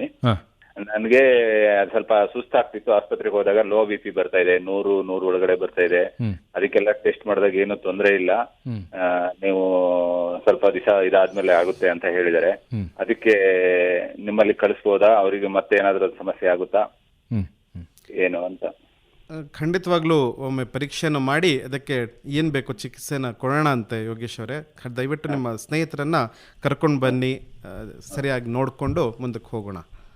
ಅವರಿಗೆ ಇವಾಗ ಲೋ BP ಇದೆ, ಒಂದು ಸಮಸ್ಯೆ, ಸುಸ್ತಾಗ್ತಿದೆ. ಅದಕ್ಕೆ ಬೇರೆ ಟೆಸ್ಟ್ ಎಲ್ಲ ಮಾಡಿದ್ರಂತೆ, ಹಾರ್ಮೋನ್ ಟೆಸ್ಟ್, ಇನ್ನೊಂದು ಎಲ್ಲ ಟೆಸ್ಟ್ ಮಾಡಿದ್ರು ಲಾಸ್ಟಿಗೆ ಇನ್ನೊಂದು ಒಂದು ಮೈಂಡ್ ಒಂದು ಟೆಸ್ಟ್ ಮಾಡಬೇಕು, ಅದು ಅದಕ್ಕೂ ಸಂಬಂಧ ಇದೆ ಇಲ್ವಾ ಅಂತೇಳಿ ತಿಳ್ಕೋಬೇಕು ಅಂತೇಳಿ ಹೇಳಿದ್ರಂತೆ. ಅದಕ್ಕಾಗಿ ಖಂಡಿತವಾಗ್ಲೂ ಕರ್ಕೊಂಡು ಬನ್ನಿ. ಬೇಕಾದ ರೀತಿಯಲ್ಲಿ ಪರೀಕ್ಷೆಗಳು ಅವಶ್ಯಕತೆ ಇದ್ರೆ ಮಾಡಿ, ನಿಮ್ಮ ರಿಪೋರ್ಟ್ಸ್ ಏನಿದೆಯಾ ಅದನ್ನೆಲ್ಲ ನೋಡಿಕೊಂಡು ಮುಂದೆ ಯಾವ ರೀತಿ ಮುಂದುವರಿಬಹುದು ಅಂತ ಹೇಳಿ ಇದ್ರ ಬಗ್ಗೆ ಡಿಸ್ಕಸ್ ಮಾಡೋಣ. ಇದು ತಕ್ಷಣ ನಿಲ್ಲಿಸಿದ್ದು ಏನಾದರೂ ಅದು ಸಮಸ್ಯೆ ಆಗಿರ್ಬೋದು ಅವರಿಗೆ? ಅದು ರಿಪೋರ್ಟ್ಸ್ ನೋಡಿ ಮತ್ತು ಪೇಷಂಟನ್ನು ನೋಡಿ ಹೇಳಲಿಕ್ಕೆ ಸಾಧ್ಯ ಇದೆ. ಅದು ನೋಡದೆ ಹೇಳೋದು ಬಹಳ ಕಷ್ಟ. ಸರಿ ಕಳಿಸ್ಕೊಡ್ತೀನಿ ಸರ್ ಒಂದ್ಸಲ ನಾನು. ಖಂಡಿತ. ಧನ್ಯವಾದ ಯೋಗೇಶ್, ಕರೆ ಮಾಡಿದ್ದಕ್ಕೆ. ಮುಂದಿನ ಕರೆಗೆ ಹೋಗೋಣ. ನಮಸ್ತೆ. ಕರೆಯಲ್ಲಿ ವ್ಯತ್ಯಯ ಉಂಟಾಯಿತು. ಸರ್, ಈಗ ಸಾಮಾನ್ಯವಾಗಿ ಈ ಗ್ಯಾಸ್ಟ್ರಿಕ್ ಅನ್ನುವಂಥದ್ದು ಕೂಡ ಸರ್ವೇ ಸಾಮಾನ್ಯವಾಗಿ ಆಗಿರುವಂಥ ಒಂದು ಸಮಸ್ಯೆ. ನೀವು ಹೇಳಿದಾಗೆ ಅದಕ್ಕೆ ಕಾರಣ ನಮ್ಮ ಆಹಾರ ಕ್ರಮ ಇರ್ಬೋದು, ನಮ್ಮ ಚಟುವಟಿಕೆಗಳಿರ್ಬೋದು, ನಮ್ಮ ಶೈಲಿ ಇರ್ಬೋದು, ಇವೆಲ್ಲವೂ ಕೂಡ ಆಗುತ್ತೆ. ಆದರೆ ಈ ಗ್ಯಾಸ್ಟ್ರಿಕ್ ವಿಷಯಕ್ಕೆ ಸಂಬಂಧಪಟ್ಟ ಹಾಗೆ ಅನೇಕರು ಸ್ವಯಂ ವೈದ್ಯವನ್ನು ಮಾಡ್ಕೊಳ್ತಾರೆ. ಇದು ಎಷ್ಟರ ಮಟ್ಟಿಗೆ ಸರಿ? ಈಗ ಗ್ಯಾಸ್ಟ್ರಿಕ್ ಅನ್ನುವಂಥದ್ದು ಸುಮಾರು ಜನಕ್ಕೆ ಸುಮಾರು ವಿಷಯಗಳು. ಒಬ್ಬೊಬ್ಬರಿಗೆ ಗ್ಯಾಸ್ಟ್ರಿಕ್ ಅಂತ ಹೇಳಿದ್ರೆ ಹೊಟ್ಟೆ ಉರಿ ಅಂತ ಹೇಳ್ತಾರೆ, ಇನ್ನೊಬ್ಬರಿಗೆ ಗ್ಯಾಸ್ಟ್ರಿಕ್ ಅಂತ ಹೇಳಿದ್ರೆ ಬರೀ ತೇಗ್ ಬರೋದಕ್ಕೂ ಗ್ಯಾಸ್ಟ್ರಿಕ್ ಅಂತಾರೆ. ಸೊ ಒಬ್ಬೊಬ್ರದ್ದು ಗ್ಯಾಸ್ಟ್ರಿಕ್ ಅನ್ನುವಂಥ ವಿಷಯ ಒಬ್ಬೊಬ್ಬರಿಗೆ ಬೇರೆ ಬೇರೆ ಡೆಫಿನಿಷನ್ಸ್ ಇದೆ. ಸೊ ಹಾಗಾಗಿ ನಾವು ಏನಾಗಿದೆ ಅನ್ನೋದನ್ನು ಫಸ್ಟ್ ತಿಳ್ಕೊಳ್ತೇವೆ. ಗ್ಯಾಸ್ಟ್ರಿಕ್ ಅನ್ನುವಂಥದ್ದು ಎಂಡೋಸ್ಕೋಪಿ, ಅಪ್ಪರ್ ಜೆ ಎಂಡೋಸ್ಕೋಪಿ ಅಂತ ಹೇಳ್ತೇವೆ. ಅಂದರೆ ಒಂದು ಪೈಪನ್ನು ಬಾಯಿ ಮುಖಾಂತರ ಹೊಟ್ಟೆಗೆ ಬಿಟ್ಟು ಎಷ್ಟು ಮಟ್ಟಿಗೆ ಹುಣ್ಣಾಗಿದೆ ಅಥವಾ ಬೇರೆ ಏನಾಗಿದೆ ಅಂತ ಅದನ್ನು ಕಂಡು ಹಿಡ್ಕೊಂಡು ಅದ್ರ ಪ್ರಕಾರವಾಗಿ ಚಿಕಿತ್ಸೆಯನ್ನು ಕೊಡೋದು ಉತ್ತಮ. ಅದ್ರ ಬದಲಿಗೆ ತಾವೇ ಚಿಕಿತ್ಸೆಯನ್ನು ತಗೊಳ್ಳೋದು ಅದು ಒಳ್ಳೆಯ ಕ್ರಮ ಅಲ್ಲ. ಯಾಕೆ ಅಂತ ಹೇಳಿದರೆ ಗ್ಯಾಸ್ಟ್ರಿಕ್ ಅನ್ನೋದು ಅದೇ ಹೇಳಿದ ಹಾಗೆ ಎಲ್ಲಿ ಏನು ಹುಣ್ಣಾಗಿದೆ, ಎಷ್ಟರ ಮಟ್ಟಿಗೆ ಆಗಿದೆ, ಡೆಪ್ತ್ ಎಷ್ಟಿದೆ ಹುಣ್ಣು ಅನ್ನೋದನ್ನು ನೋಡಿಕೊಂಡು ತದ ಪ್ರಕಾರ ಚಿಕಿತ್ಸೆಯನ್ನು ನೀಡಬೇಕಾಗತ್ತೆ. ಮುಂದಿನ ಕರೆಗೆ ಹೋಗೋಣ. ನಮಸ್ತೆ. ಹಲೋ. ನಮಸ್ತೆ, ಮಾತನಾಡಿ. ಸರ್, ನನಗೆ ಇದು ಯಾವಾಗಲೂ ಸುಮಾರು ವರ್ಷದಿಂದ ಹೊಟ್ಟೆ ನೋವು. ಯಾವ ಹಾಸ್ಪಿಟ್ಲಿಗೆ ತೋರಿಸಿದ್ರು ಎಲ್ಲಿ ಹಾಸನದಲ್ಲಿ ಬೆಂಗಳೂರಿಗೆಲ್ಲ ತೋರಿಸಿದ್ವಿ ಎಲ್ಲಿ ಏನು ಪ್ರಾಬ್ಲಮ್ ಇಲ್ಲ ಅಂತಾರೆ. ಸಖತ್ತು ಸೊಂಟದ ನೋವು, ಸಖತ್ತು ಹೊಟ್ಟೆ ನೋವು, ತಲೆನೋವು ಎಲ್ಲವ. ನಿಮ್ಮ ಹೆಸರು ಹೇಳ್ಬೋದಾ? ಅನ್ಸೂಯ, ಚಂದ್ರಪಟ್ಟಣ ತಾಲೂಕು ಬೆಲ್ಸಿಂದ ಅನ್ಸೂಯ ಅಂತ ಮೇಡಮ್ ಸರ್. ಅನಸೂಯ. ಸರ್ ಹೊಟ್ಟೆ ನೋವಿದೆ. ನಮಸ್ಕಾರ ಅಮ್ಮ ಅನಸೂಯ ಅವರೇ. ಸುಮಾರು ವರ್ಷಗಳಿಂದ ಇದೆ, ಸುಮಾರು ಕಡೆ ತೋರಿಸಿದ್ದೀನಿ ಅಂತೀರಿ. ವೈದ್ಯರು ಏನು ಹೇಳಿದ್ದಾರೆ ನಿಮಗೆ, ಏನಕ್ಕೆ ಆಗಿರಬಹುದು ಅಂತ ಹೇಳ್ತಾರೆ? ಆಸ್ಪತ್ರೆಯಲ್ಲಿ ಸ್ಕ್ಯಾನಿಂಗ್ ಎಲ್ಲ ಮಾಡ್ಸ್ಯಾರ ಸರ್. ಅದು ಏನು ನಿಮ್ಗೆ ಆಸ್ಪತ್ರೆಯಲ್ಲಿ ಏನು ಕಾಯಿಲೆನೇ ಇಲ್ಲ, ನಿಮ್ಗೆ ಮನೋರೋಗ ಅಂತ ಹೇಳ್ತಾರೆ. ಓಕೆ, ಸರಿ ಸರಿ. ಮುಂಚೆನಾದ್ರೂ ಶಸ್ತ್ರಚಿಕಿತ್ಸೆ ಆಗಿದೆಯಮ್ಮ ನಿಮಗೆ ಹೊಟ್ಟೆ ಸಂಬಂಧವಾಗಿ? ಇಲ್ಲ ಸರ್, ಏನಿಲ್ಲ. ಗರ್ಭಕೋಶದಾಗ್ಲಿ ಅಥವಾ ಮಕ್ಕಳದಾಗ್ಲಿ ಕರೆಂಟು ಏನಾದ್ರು? ಮಕ್ಕಳ ಆಪರೇಷನ್ ಒಂದೇ ಆಗಿರೋದು. ಹಾ ಯಾವ ಆಪರೇಷನ್ ಆಗಿಲ್ಲ. ಸರಿ ಅಮ್ಮ, ಸರಿ. ಒಮ್ಮೆ ಹೇಳಿಮ್ಮ, ಹೇಳಿ. ಈಗ 3 ತಿಂಗಳಿಂದ ಹಾ ಸಖತ್ತು ಇದು ಹೊಟ್ಟೆ ಉಬ್ಬಿಸ್ಕೊಂಡಂಗೆ, ಮತ್ತೆ ಖಾಲಿ ಹೊಟ್ಟೆಲಿದ್ರೆ ಏನೂ ಆಗಲ್ಲ. ಊಟ ಮಾಡ್ತು ಅಂತ ಅಂದ್ರೆ ತಿರ್ಗಾಡಕ್ ಹಾಕಲ್ಲ, ಕೈಕಾಲೆಲ್ಲ ಸುಸ್ತು, ನೆಲಿಯಕ್ಕೆ ಹಾಕಲ್ಲ ಮುಂದಕ್ಕೆ. ಸಖತ್ತು ನೋವು, ಸಖತ್ತು ಹಿಂಸೆ ಆಯ್ತೈತಿ. ಸರಿ ಅಮ್ಮ. BP ಶುಗರ್ ಏನಾದ್ರು ಇದೆಯಮ್ಮ? ಏನಿಲ್ಲ, ಇವಾಗ 8 ಸಲ ಚೆಕ್ ಮಾಡ್ತಿದ್ದೀನಿ ಸರ್, ಏನಿಲ್ಲ, ಯಾವ ಮಾತ್ರ ನುಂಗಲ್ಲ. ಸರಿ ಅಮ್ಮ, ಒಮ್ಮೆ ಖಂಡಿತವಾಗ್ಲೂ ಬನ್ನಿ ಅಮ್ಮ, ಎಲ್ಲ ರಿಪೋರ್ಟ್ಸ್ ತೊಗೊಂಡು ಬನ್ನಿ ಹಳೇದು. ಅದಕ್ಕೆ ಯಾವ್ದು ನೋಡಿಕೊಂಡು ನಿಮ್ಮನ್ನು ಪರೀಕ್ಷೆ ಮಾಡಿ ಯಾವ ರೀತಿ ಮುಂದುವರಿಯೋದು ಅಂತ ಹೇಳಿ ಮಾತಾಡೋಣ ಅಮ್ಮ. ಸರ್, ಯಾವ ಹಾಸ್ಪಿಟ್ಲು? ಜನಪ್ರಿಯ ಆಸ್ಪತ್ರೆ ಅಮ್ಮ, ಹಾಸನದಲ್ಲಿ ಜನಪ್ರಿಯ ಆಸ್ಪತ್ರೆ. Sir, Praveen sir? ಹೌದಮ್ಮ, ಹೌದು. ನಮ್ಮ ತಾಯಿಗೆ ನೀವೇ ಆಪರೇಷನ್ ಮಾಡಿದ್ವಿ ಪಿತ್ತಕೋಶದ್ದು. ಹೌದಮ್ಮ, ಆರಾಮಿದಾರಾ? ಇವಾಗ ಪರವಾಗಿಲ್ಲ, ಸ್ವಲ್ಪ ಚೆನ್ನಾಗಿದೆ. ಸರಿ ಅಮ್ಮ, ಖುಷಿ ಆಯ್ತು, ಒಳ್ಳೇದಾಯ್ತು, ಸಂತೋಷ. Thank you. ಧನ್ಯವಾದ ಅನಸೂಯ ಅವರೇ ಕರೆ ಮಾಡೋದಕ್ಕಾಗಿ. ಸರಿ, ಗ್ಯಾಸ್ಟ್ರಿಕ್ ಇದೆಯಲ್ಲ, ಅದ್ರ ಬಗ್ಗೆ ನಾವು ಮಾತನಾಡ್ತಿದ್ವಿ. ತಾವು ಹೇಳಿದ್ರಿ ಸ್ವಯಂ ವೈದ್ಯ ಮಾಡುವಂಥದ್ದು ಅಷ್ಟು ಒಳ್ಳೆಯದಲ್ಲ ಅಂತೇಳಿ ಹೇಳಿದ್ರಿ. ಅನೇಕರು ಅದನ್ನು ಸ್ವಲ್ಪ ನಿರ್ಲಕ್ಷ್ಯ ಮಾಡೋ ಅಂಥದ್ದು ಕೂಡ ಇದೆ ಸರ್. ನೀರು ಕುಡಿದ್ರೆ ಸರಿ ಹೋಗುತ್ತೆ ಅಥವಾ ಜೀರಿಗೆ ನೀರು ಕುಡಿದ್ರೆ ಸರಿ ಹೋಗುತ್ತೆ ಅಂತ ಅಂದ್ಕೊಂಡು ಹೆಚ್ಚು ನಿರ್ಲಕ್ಷ್ಯ ಮಾಡ್ತಾರೆ. ಹೆಚ್ಚು ನಿರ್ಲಕ್ಷ್ಯ ಮಾಡುವಂಥದ್ದು ಅಪಾಯಕಾರಿಯೋ ಹೇಗೆ? ಖಂಡಿತವಾಗ್ಲು ಸಾಮಾನ್ಯವಾಗಿ ಜನರು ಏನು ಮಾಡ್ತಾರೆ ಅಂತ ಹೇಳಿದ್ರೆ, ನೀವು ಹೇಳಿದಾಗ ನೀರು, ಜೀರಿಗೆ ನೀರು, ಇನ್ನೂ ಮುಂದುವರೆದು ಈನೋ ಕುಡಿಯುವಂಥದ್ದು, ಸೋಡಾ ಕುಡಿಯುವಂಥದ್ದು, ಇನ್ನೂ ಮುಂದಕ್ಕೆ ಹೋಗಿ ಈ ಮೆಡಿಕಲ್ಗೆ ಹೋಗ್ಬಿಟ್ಟು, ಮೆಡಿಕಲ್ ಶಾಪಿಗೆ ಹೋಗ್ಬಿಟ್ಟು ಮಾತ್ರೆನ ಕೇಳ್ತಾರೆ. ಅವರು ಒಂದು ಕೊಡ್ತಾರೆ, ಅದನ್ನೇ ಒಂದು 2 ವರ್ಷ 4ರಿಂದ 5 ವರ್ಷದ ತನಕ ಹಾಗೆ ಮಾಡ್ಕೊಂಡು ಬರ್ತಾರೆ. ಬಟ್ ವೈದ್ಯರನ್ನು ಸಂಪರ್ಕ ಮಾಡೋದಿಲ್ಲ ಅವರು. ಮೆಡಿಕಲ್ ಶಾಪಲ್ಲಿ ಸಿರಪ್ ಕೊಡ್ತಾರೆ ಅಥವಾ ಮಾತ್ರೆ ಕೊಡ್ತಾರೆ, ಓಮಿ, ಪ್ಯಾಂಟಾಪ್, ಹೀಗೆ ಅದನ್ನು ತಗೊಂಡೇ ಅದನ್ನು ಸಮಾಧಾನ ಮಾಡ್ಕೋತಾ ಇರ್ತಾರೆ. ಈ ದಯವಿಟ್ಟು ಈ ವಿಷಯನ ಮಾಡಬೇಡಿ ಅಂತ ಹೇಳ್ತೇನೆ. ವೈದ್ಯರನ್ನು ಸಂಪರ್ಕಿಸಿ. ಯಾಕೆ ಅಂತ ಹೇಳಿದರೆ, ಈ ಹುಣ್ಣು ಅನ್ನೋಂಥದ್ದನ್ನ ಕರೆಕ್ಟ್ ಚಿಕಿತ್ಸೆ ತಗೊಂಡ್ರೆ ಸರಿಯಾಗತ್ತದು. ಇಲ್ಲ ಹೇಳಿದರೆ ಅದರದ್ದು ಬೇರೆ ಬೇರೆ ಸಂಬಂಧ ಕಾಯಿಲೆಗಳು ಬರ್ಬೋದು, ಶಸ್ತ್ರಚಿಕಿತ್ಸೆವರೆಗೂ ಹೋಗ್ಬೇಕಾಗಿ ಬರ್ಬೋದು. ಯಾಕೆಂದರೆ ಆ ಹುಣ್ಣಿಂದ ಜಠರದಲ್ಲಿ ತೂತಾಗಬಹುದು ಅಥವಾ ಬ್ಲೀಡಿಂಗ್ ಶುರು ಆಗಬಹುದು, ಮಗದೊಂದು ಸಮಸ್ಯೆಗಳು ಬರಬಹುದು. ದಯವಿಟ್ಟು ಅದನ್ನು ನೆಗ್ಲೆಕ್ಟ್ ಮಾಡದೆ ವೈದ್ಯರನ್ನು ಸಂಪರ್ಕಿಸಿ ಅದಕ್ಕೆ ಸರಿಯಾದ ಚಿಕಿತ್ಸೆ ತಗೊಳ್ಳಿ ಅಂತ ಕೇಳ್ತೇನೆ. ಮುಂದಿನ ಕರೆಗೆ ಹೋಗೋಣ. ನಮಸ್ತೆ, ಮಾತನಾಡಿ. ನಮಸ್ತೆ ಸರ್, ನಿರಂಜನ ಮೂರ್ತಿ ಸರ್, ಬೀರೂರಿಂದ. ಮಾತಾಡಿ ನಿರಂಜನ ಮೂರ್ತಿ ಅವರೇ. ಸರ್, ನಾನು ಈಟಲ್ಲಿ ಸ್ವಲ್ಪ ಸರ್, ನಮಗೀಗ 65-66 ವರ್ಷ ಸರ್. ಈಗ ನಾವು ಜಮೀನಲ್ಲಿ ಕೆಲಸ ಮಾಡಿದ್ರು ಸರ್. ಸ್ವಲ್ಪ ಈಟ್ ಆದಾಗ ಏನ್ ಮಾಡಿ ಸರ್, ನಾವು ಮೋಷನ್ ಮಾಡಿದಾಗ ಸ್ವಲ್ಪ ರಕ್ತ ಬೀಳುತ್ತೆ ಅಂದ್ರೆ ಮೋಷನ್ ಆದ ನಂತರ ಬೀಳುತ್ತೆ ನೀರಿನಂಗೆ. ಮತ್ತೆ ಬಿಸಿಲು ತೊಳ್ಕೊಂಡು ಇದಾದ್ಮೇಲೆ ಮತ್ತೆ ಬರಲ್ಲ ಸರ್ ತಿರ್ಗಾ. ಅದನ್ನ ಆದಾಗ ಮತ್ತೆ 6 ತಿಂಗಳಿಗೋ ವರ್ಷಕ್ಕೆ ಒಂದ್ಸತಿ ಆತ ಆಗ್ತದೆ. ಈಟಲ್ಲಿ ಕೆಲಸ ಮಾಡಿದ್ರೆ ಆತರ ಆಗುತ್ತೆ ಸರ್.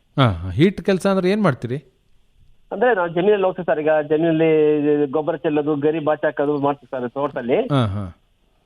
ಆತರ ಆಗುತ್ತೆ ಸರ್. ಈಟಲ್ಲಿ ಸ್ವಲ್ಪ ಓಡಾಡಿದ್ರೆ ಆತರ ಆಗುತ್ತೆ ನನಗೆ. ಅದು ಮತ್ತೆ ಕಂಟಿನ್ಯೂ ಬೀಳಲ್ಲ ಸರ್. ಅಂತ ಪೈಪ್ ಸಣ್ಣ ಬಲ್ಲೂನ್ ತರ ಸಣ್ಣಗೆ ಇರುತ್ತೆ ಸರ್, ಮೆದುವಾಗಿ. ಮತ್ತೆ ಹೊರಗೆ ನೋವು ಏನು ಬರಲ್ಲ ಸರ್ ಅದು. ಆತರ ಮೋಷನ್ ಆತರ ನನಗೆ ರಕ್ತ ಮೋಷನ್ ಆದ್ಮೇಲೆ ನೀರ್ನಂಗೆ ಸ್ವಲ್ಪ ಬೀಳುತ್ತಾರೆ ಒಂದು 5 ಸೆಕೆಂಡ್. ಮತ್ತೇನ ಸರ್, ಬಿಸಿನ ತೊಳ್ಕೊಂತೀನಿ, ಮತ್ತೆ ನೋವು ಏನು ಬರಲ್ಲ ಸರ್. ನಮಸ್ಕಾರ, ತೋರಿಸ್ಕೊಂಡಿದ್ದೀರಾ ವೈದ್ಯರಲ್ಲಿ? ಸರ್, ಒಂದ್ಸತಿ ನಾನೀಗ 4-5 ವರ್ಷ ತೋರಿಸಿದ್ದೆ ಸರ್. ಟ್ಯಾಬ್ಲೆಟ್ಸ್ ಕೊಡ್ತಿದ್ದೆ ಸರ್. ಅವಾಗ ಕಡಿಮೆ ಸರ್, ಮತ್ತೆ ಬಂದಿಲ್ಲ ಸರ್. ಈ ತರ ಯಾವ ವರ್ಷದಲ್ಲಿ 1-2 ಸರಿ ಆತರ ಆಗುತ್ತೆ ಸರ್ ಅದು. ಬಹುತೇಕ ಪೈಲ್ಸ್ ರೀತಿ ಮಾದರಿಯಲ್ಲೇ ನೀವು ಹೇಳ್ತಿರೋ ರೀತಿಯಲ್ಲಿ ಕಾಣ್ತಾ ಇದೆ. ಒಮ್ಮೆ ತೋರಿಸ್ಕೊಳ್ಳಿ, ಸರ್ಜನ್ ಡಾಕ್ಟ್ರಲ್ಲಿ ತೋರಿಸ್ಕೊಳ್ಳಿ. ಜನಪ್ರಿಯ ಆಸ್ಪತ್ರೆಗೆ ನನ್ನಲ್ಲಿ ಬರಬಹುದು, ತೋರಿಸ್ಕೊಳ್ಳಿ. ಇಲ್ಲ, ಸರ್ಜನ್ ಡಾಕ್ಟ್ರಿಗೆ ತೋರಿಸ್ಕೊಂಡು ಅದು ಯಾವ ರೀತಿ ಎಷ್ಟು ಮಟ್ಟಿಗಿದೆ ಅನ್ನೋದನ್ನು ತಿಳ್ಕೊಂಡು ಅದರ ಚಿಕಿತ್ಸೆಯನ್ನು ತೆಗೆದುಕೊಳ್ಳಿ. ಸರ್ ಬಂದ್ರೆ ಭೇಟಿ ಮಾಡ್ತೀನಿ ಸರ್. ಖಂಡಿತ. ಧನ್ಯವಾದ ನಿರಂಜನ ಮೂರ್ತಿ ಅವರೇ. ಸರ್, ಸಮಯ ಮೀರ್ತಾ ಇದೆ, ಇನ್ನೊಂದು 2 ನಿಮಿಷ ನಮಗೆ ಇದೆ. ಅಂತಿಮವಾಗಿ ಈ ಉದರ ಸಂಬಂಧಿ ಕಾಯಿಲೆಗಳಿಗೆ ಸಂಬಂಧಪಟ್ಟ ಹಾಗೆ ಏನು ಹೇಳಲಿಕ್ಕೆ ಇಷ್ಟಪಡ್ತೀರಾ ಸರ್ ನಮ್ಮ ಕೇಳುಗರಿಗೆ? ಉದರ ಸಂಬಂಧಿ ಕಾಯಿಲೆ ವಿಷಯವಾಗಿ ವಿಸ್ತೃತವಾಗಿ ನಾವೀಗ ಮಾತಾಡಿದ್ವಿ. ಹೌದು. ದಯವಿಟ್ಟು ಎಲ್ಲರೂ ಆಹಾರ ಪದ್ಧತಿ ಬಗ್ಗೆ ಹೆಚ್ಚಿನ ಗಮನ ಕೊಡಿ. ತಮ್ಮ ಮಾತ್ರವಲ್ಲದೆ ತಮ್ಮ ಮನೆಯಲ್ಲಿರುವ ವೃದ್ಧ ತಂದೆ ತಾಯಿ ಇರ್ಬೋದು ಅಥವಾ ಮಕ್ಕಳಿರ್ಬೋದು, ಅದ್ರ ಬಗ್ಗೆ ಗಮನ ಕೊಡಿ. ಮಕ್ಕಳ ಆಹಾರವನ್ನು ಇವಾಗ್ಲಿಂದನೇ ಸರಿ ಮಾಡಿದರೆ ಮುಂದೆ ಅವರ ಆರೋಗ್ಯವು ಚೆನ್ನಾಗಿರುತ್ತೆ. ಮತ್ತು ನಮ್ಮ ಲೈಫ್ ಸ್ಟೈಲ್ ಮಾಡಿಫಿಕೇಷನ್ಸ್ ಏನು ಹೇಳ್ತೇವೆ ಅದರ ಬಗ್ಗೆ ಗಮನ ಕೊಡಿ. ಒತ್ತಡವನ್ನು ಕಮ್ಮಿ ಮಾಡ್ಕೊಳ್ಳಿ. ಖುಷಿಯಲ್ಲಿರುವಂಥದ್ದು, ಸಂತೋಷವಾಗಿ ಜೀವನವನ್ನು ಮಾಡಿಕೊಂಡು ಮಾಡಿದಾಗ ಈ ಸಾಮಾನ್ಯವಾಗಿ ಬಹಳಷ್ಟು ಕಾಯಿಲೆಗಳನ್ನ ನಾವು ಬರೋ ಮುಂಚೆಯೇ ತಡೆಗಟ್ಟಬಹುದು ಅಂತ ಹೇಳ್ತಾ, ಇವೆಲ್ಲ ಏನು ಸಂಬಂಧದ ಕಾಯಿಲೆಗಳಿದ್ದಾವೆ ನಮ್ಮ ಜನಪ್ರಿಯ ಆಸ್ಪತ್ರೆಯಲ್ಲಿ ಸಾಮಾನ್ಯವಾಗಿ ಎಲ್ಲ ಚಿಕಿತ್ಸೆ ಇದೆ. ಹರ್ನಿಯಾ ಆಗಿರ್ಬೋದು, ಪಿತ್ತಕೋಶ ಆಗಿರ್ಬೋದು, ಅಪೆಂಡಿಕ್ಸ್ ಆಗಿರ್ಬೋದು, ಕಿಡ್ನಿ ಕಲ್ಲಾಗಿರಬಹುದು, ಜಠರದ ಸಂಬಂಧಿ ಹುಣ್ಣುಗಳಾಗಿರ್ಬೋದು, ಕರಳಿನ ಸಂಬಂಧಿ ಕಾಯಿಲೆಗಳಾಗಿರ್ಬೋದು, ಎಲ್ಲದಕ್ಕೂ ಸೂಕ್ತವಾದ ಚಿಕಿತ್ಸೆ ಇದೆ. ಸಮಸ್ಯೆಗಳು ಬಂದಾಗ ದಯವಿಟ್ಟು ಜನಪ್ರಿಯ ಆಸ್ಪತ್ರೆಗೆ ಬನ್ನಿ, ಸೂಕ್ತ ಚಿಕಿತ್ಸೆಯನ್ನು ತೆಗೆದುಕೊಂಡು ಆರೋಗ್ಯಕರವಾಗಿರಿ ಅಂತ ಕೇಳ್ಕೊಳ್ತೇನೆ. ಸರ್, ನಾನು ಆಗಲೇ ಹೇಳಿದೆ, ನಾವಿವತ್ತು ನಮ್ಮ ಬಾಯಿಗೆ ಮತ್ತು ಕಣ್ಣಿಗೆ ಬೇಕಾದಂತಹ ಆಹಾರ ಪದಾರ್ಥಗಳನ್ನು ಹೆಚ್ಚು ಸೇವನೆ ಮಾಡ್ತಿದ್ದೀವಿ ಅಂತೇಳಿ. ನಮ್ಮ ಹೊಟ್ಟೆಗೆ ಸೂಕ್ತವಾದಂತಹ ಆಹಾರ ಪದಾರ್ಥ ಯಾವುದು ಸರ್? ಖಂಡಿತವಾಗ್ಲೂ. ಇನ್ನೊಂದು ನಾವು ಮಾತಾಡ್ತಾ ಹೇಳ್ತೇವೆ, ದಯವಿಟ್ಟು ನಾಲಿಗೆ ರುಚಿಯನ್ನು ಸಹ ನೋಡಬೇಡಿ ಅಂತ ಹೇಳಿ. ಹೌದು. ಯಾಕೆಂದರೆ ಎಲ್ಲ ರುಚಿಕರವಾಗಿರುವಂಥದ್ದು ಒಳ್ಳೆಯದಾಗಿರೋದಿಲ್ಲ. ಸೊ ಹಾಗಾಗಿ ನಮ್ಮ ಮುಂಚಿಂದನೂ ನಮ್ಮ ಅಜ್ಜಿ ಕಾಲದಿಂದನೂ ನಮಗೆ ಹೇಳ್ಕೊಟ್ಟು ಬಂದಿದ್ದಾರೆ, ತಂದೆ ತಾಯಿನೂ ಹೇಳ್ಕೊಟ್ಟು ಬಂದಿದ್ದಾರೆ, ಯಾವುದು ಒಳ್ಳೆಯದು ಯಾವುದು ಕೆಟ್ಟದ್ದು.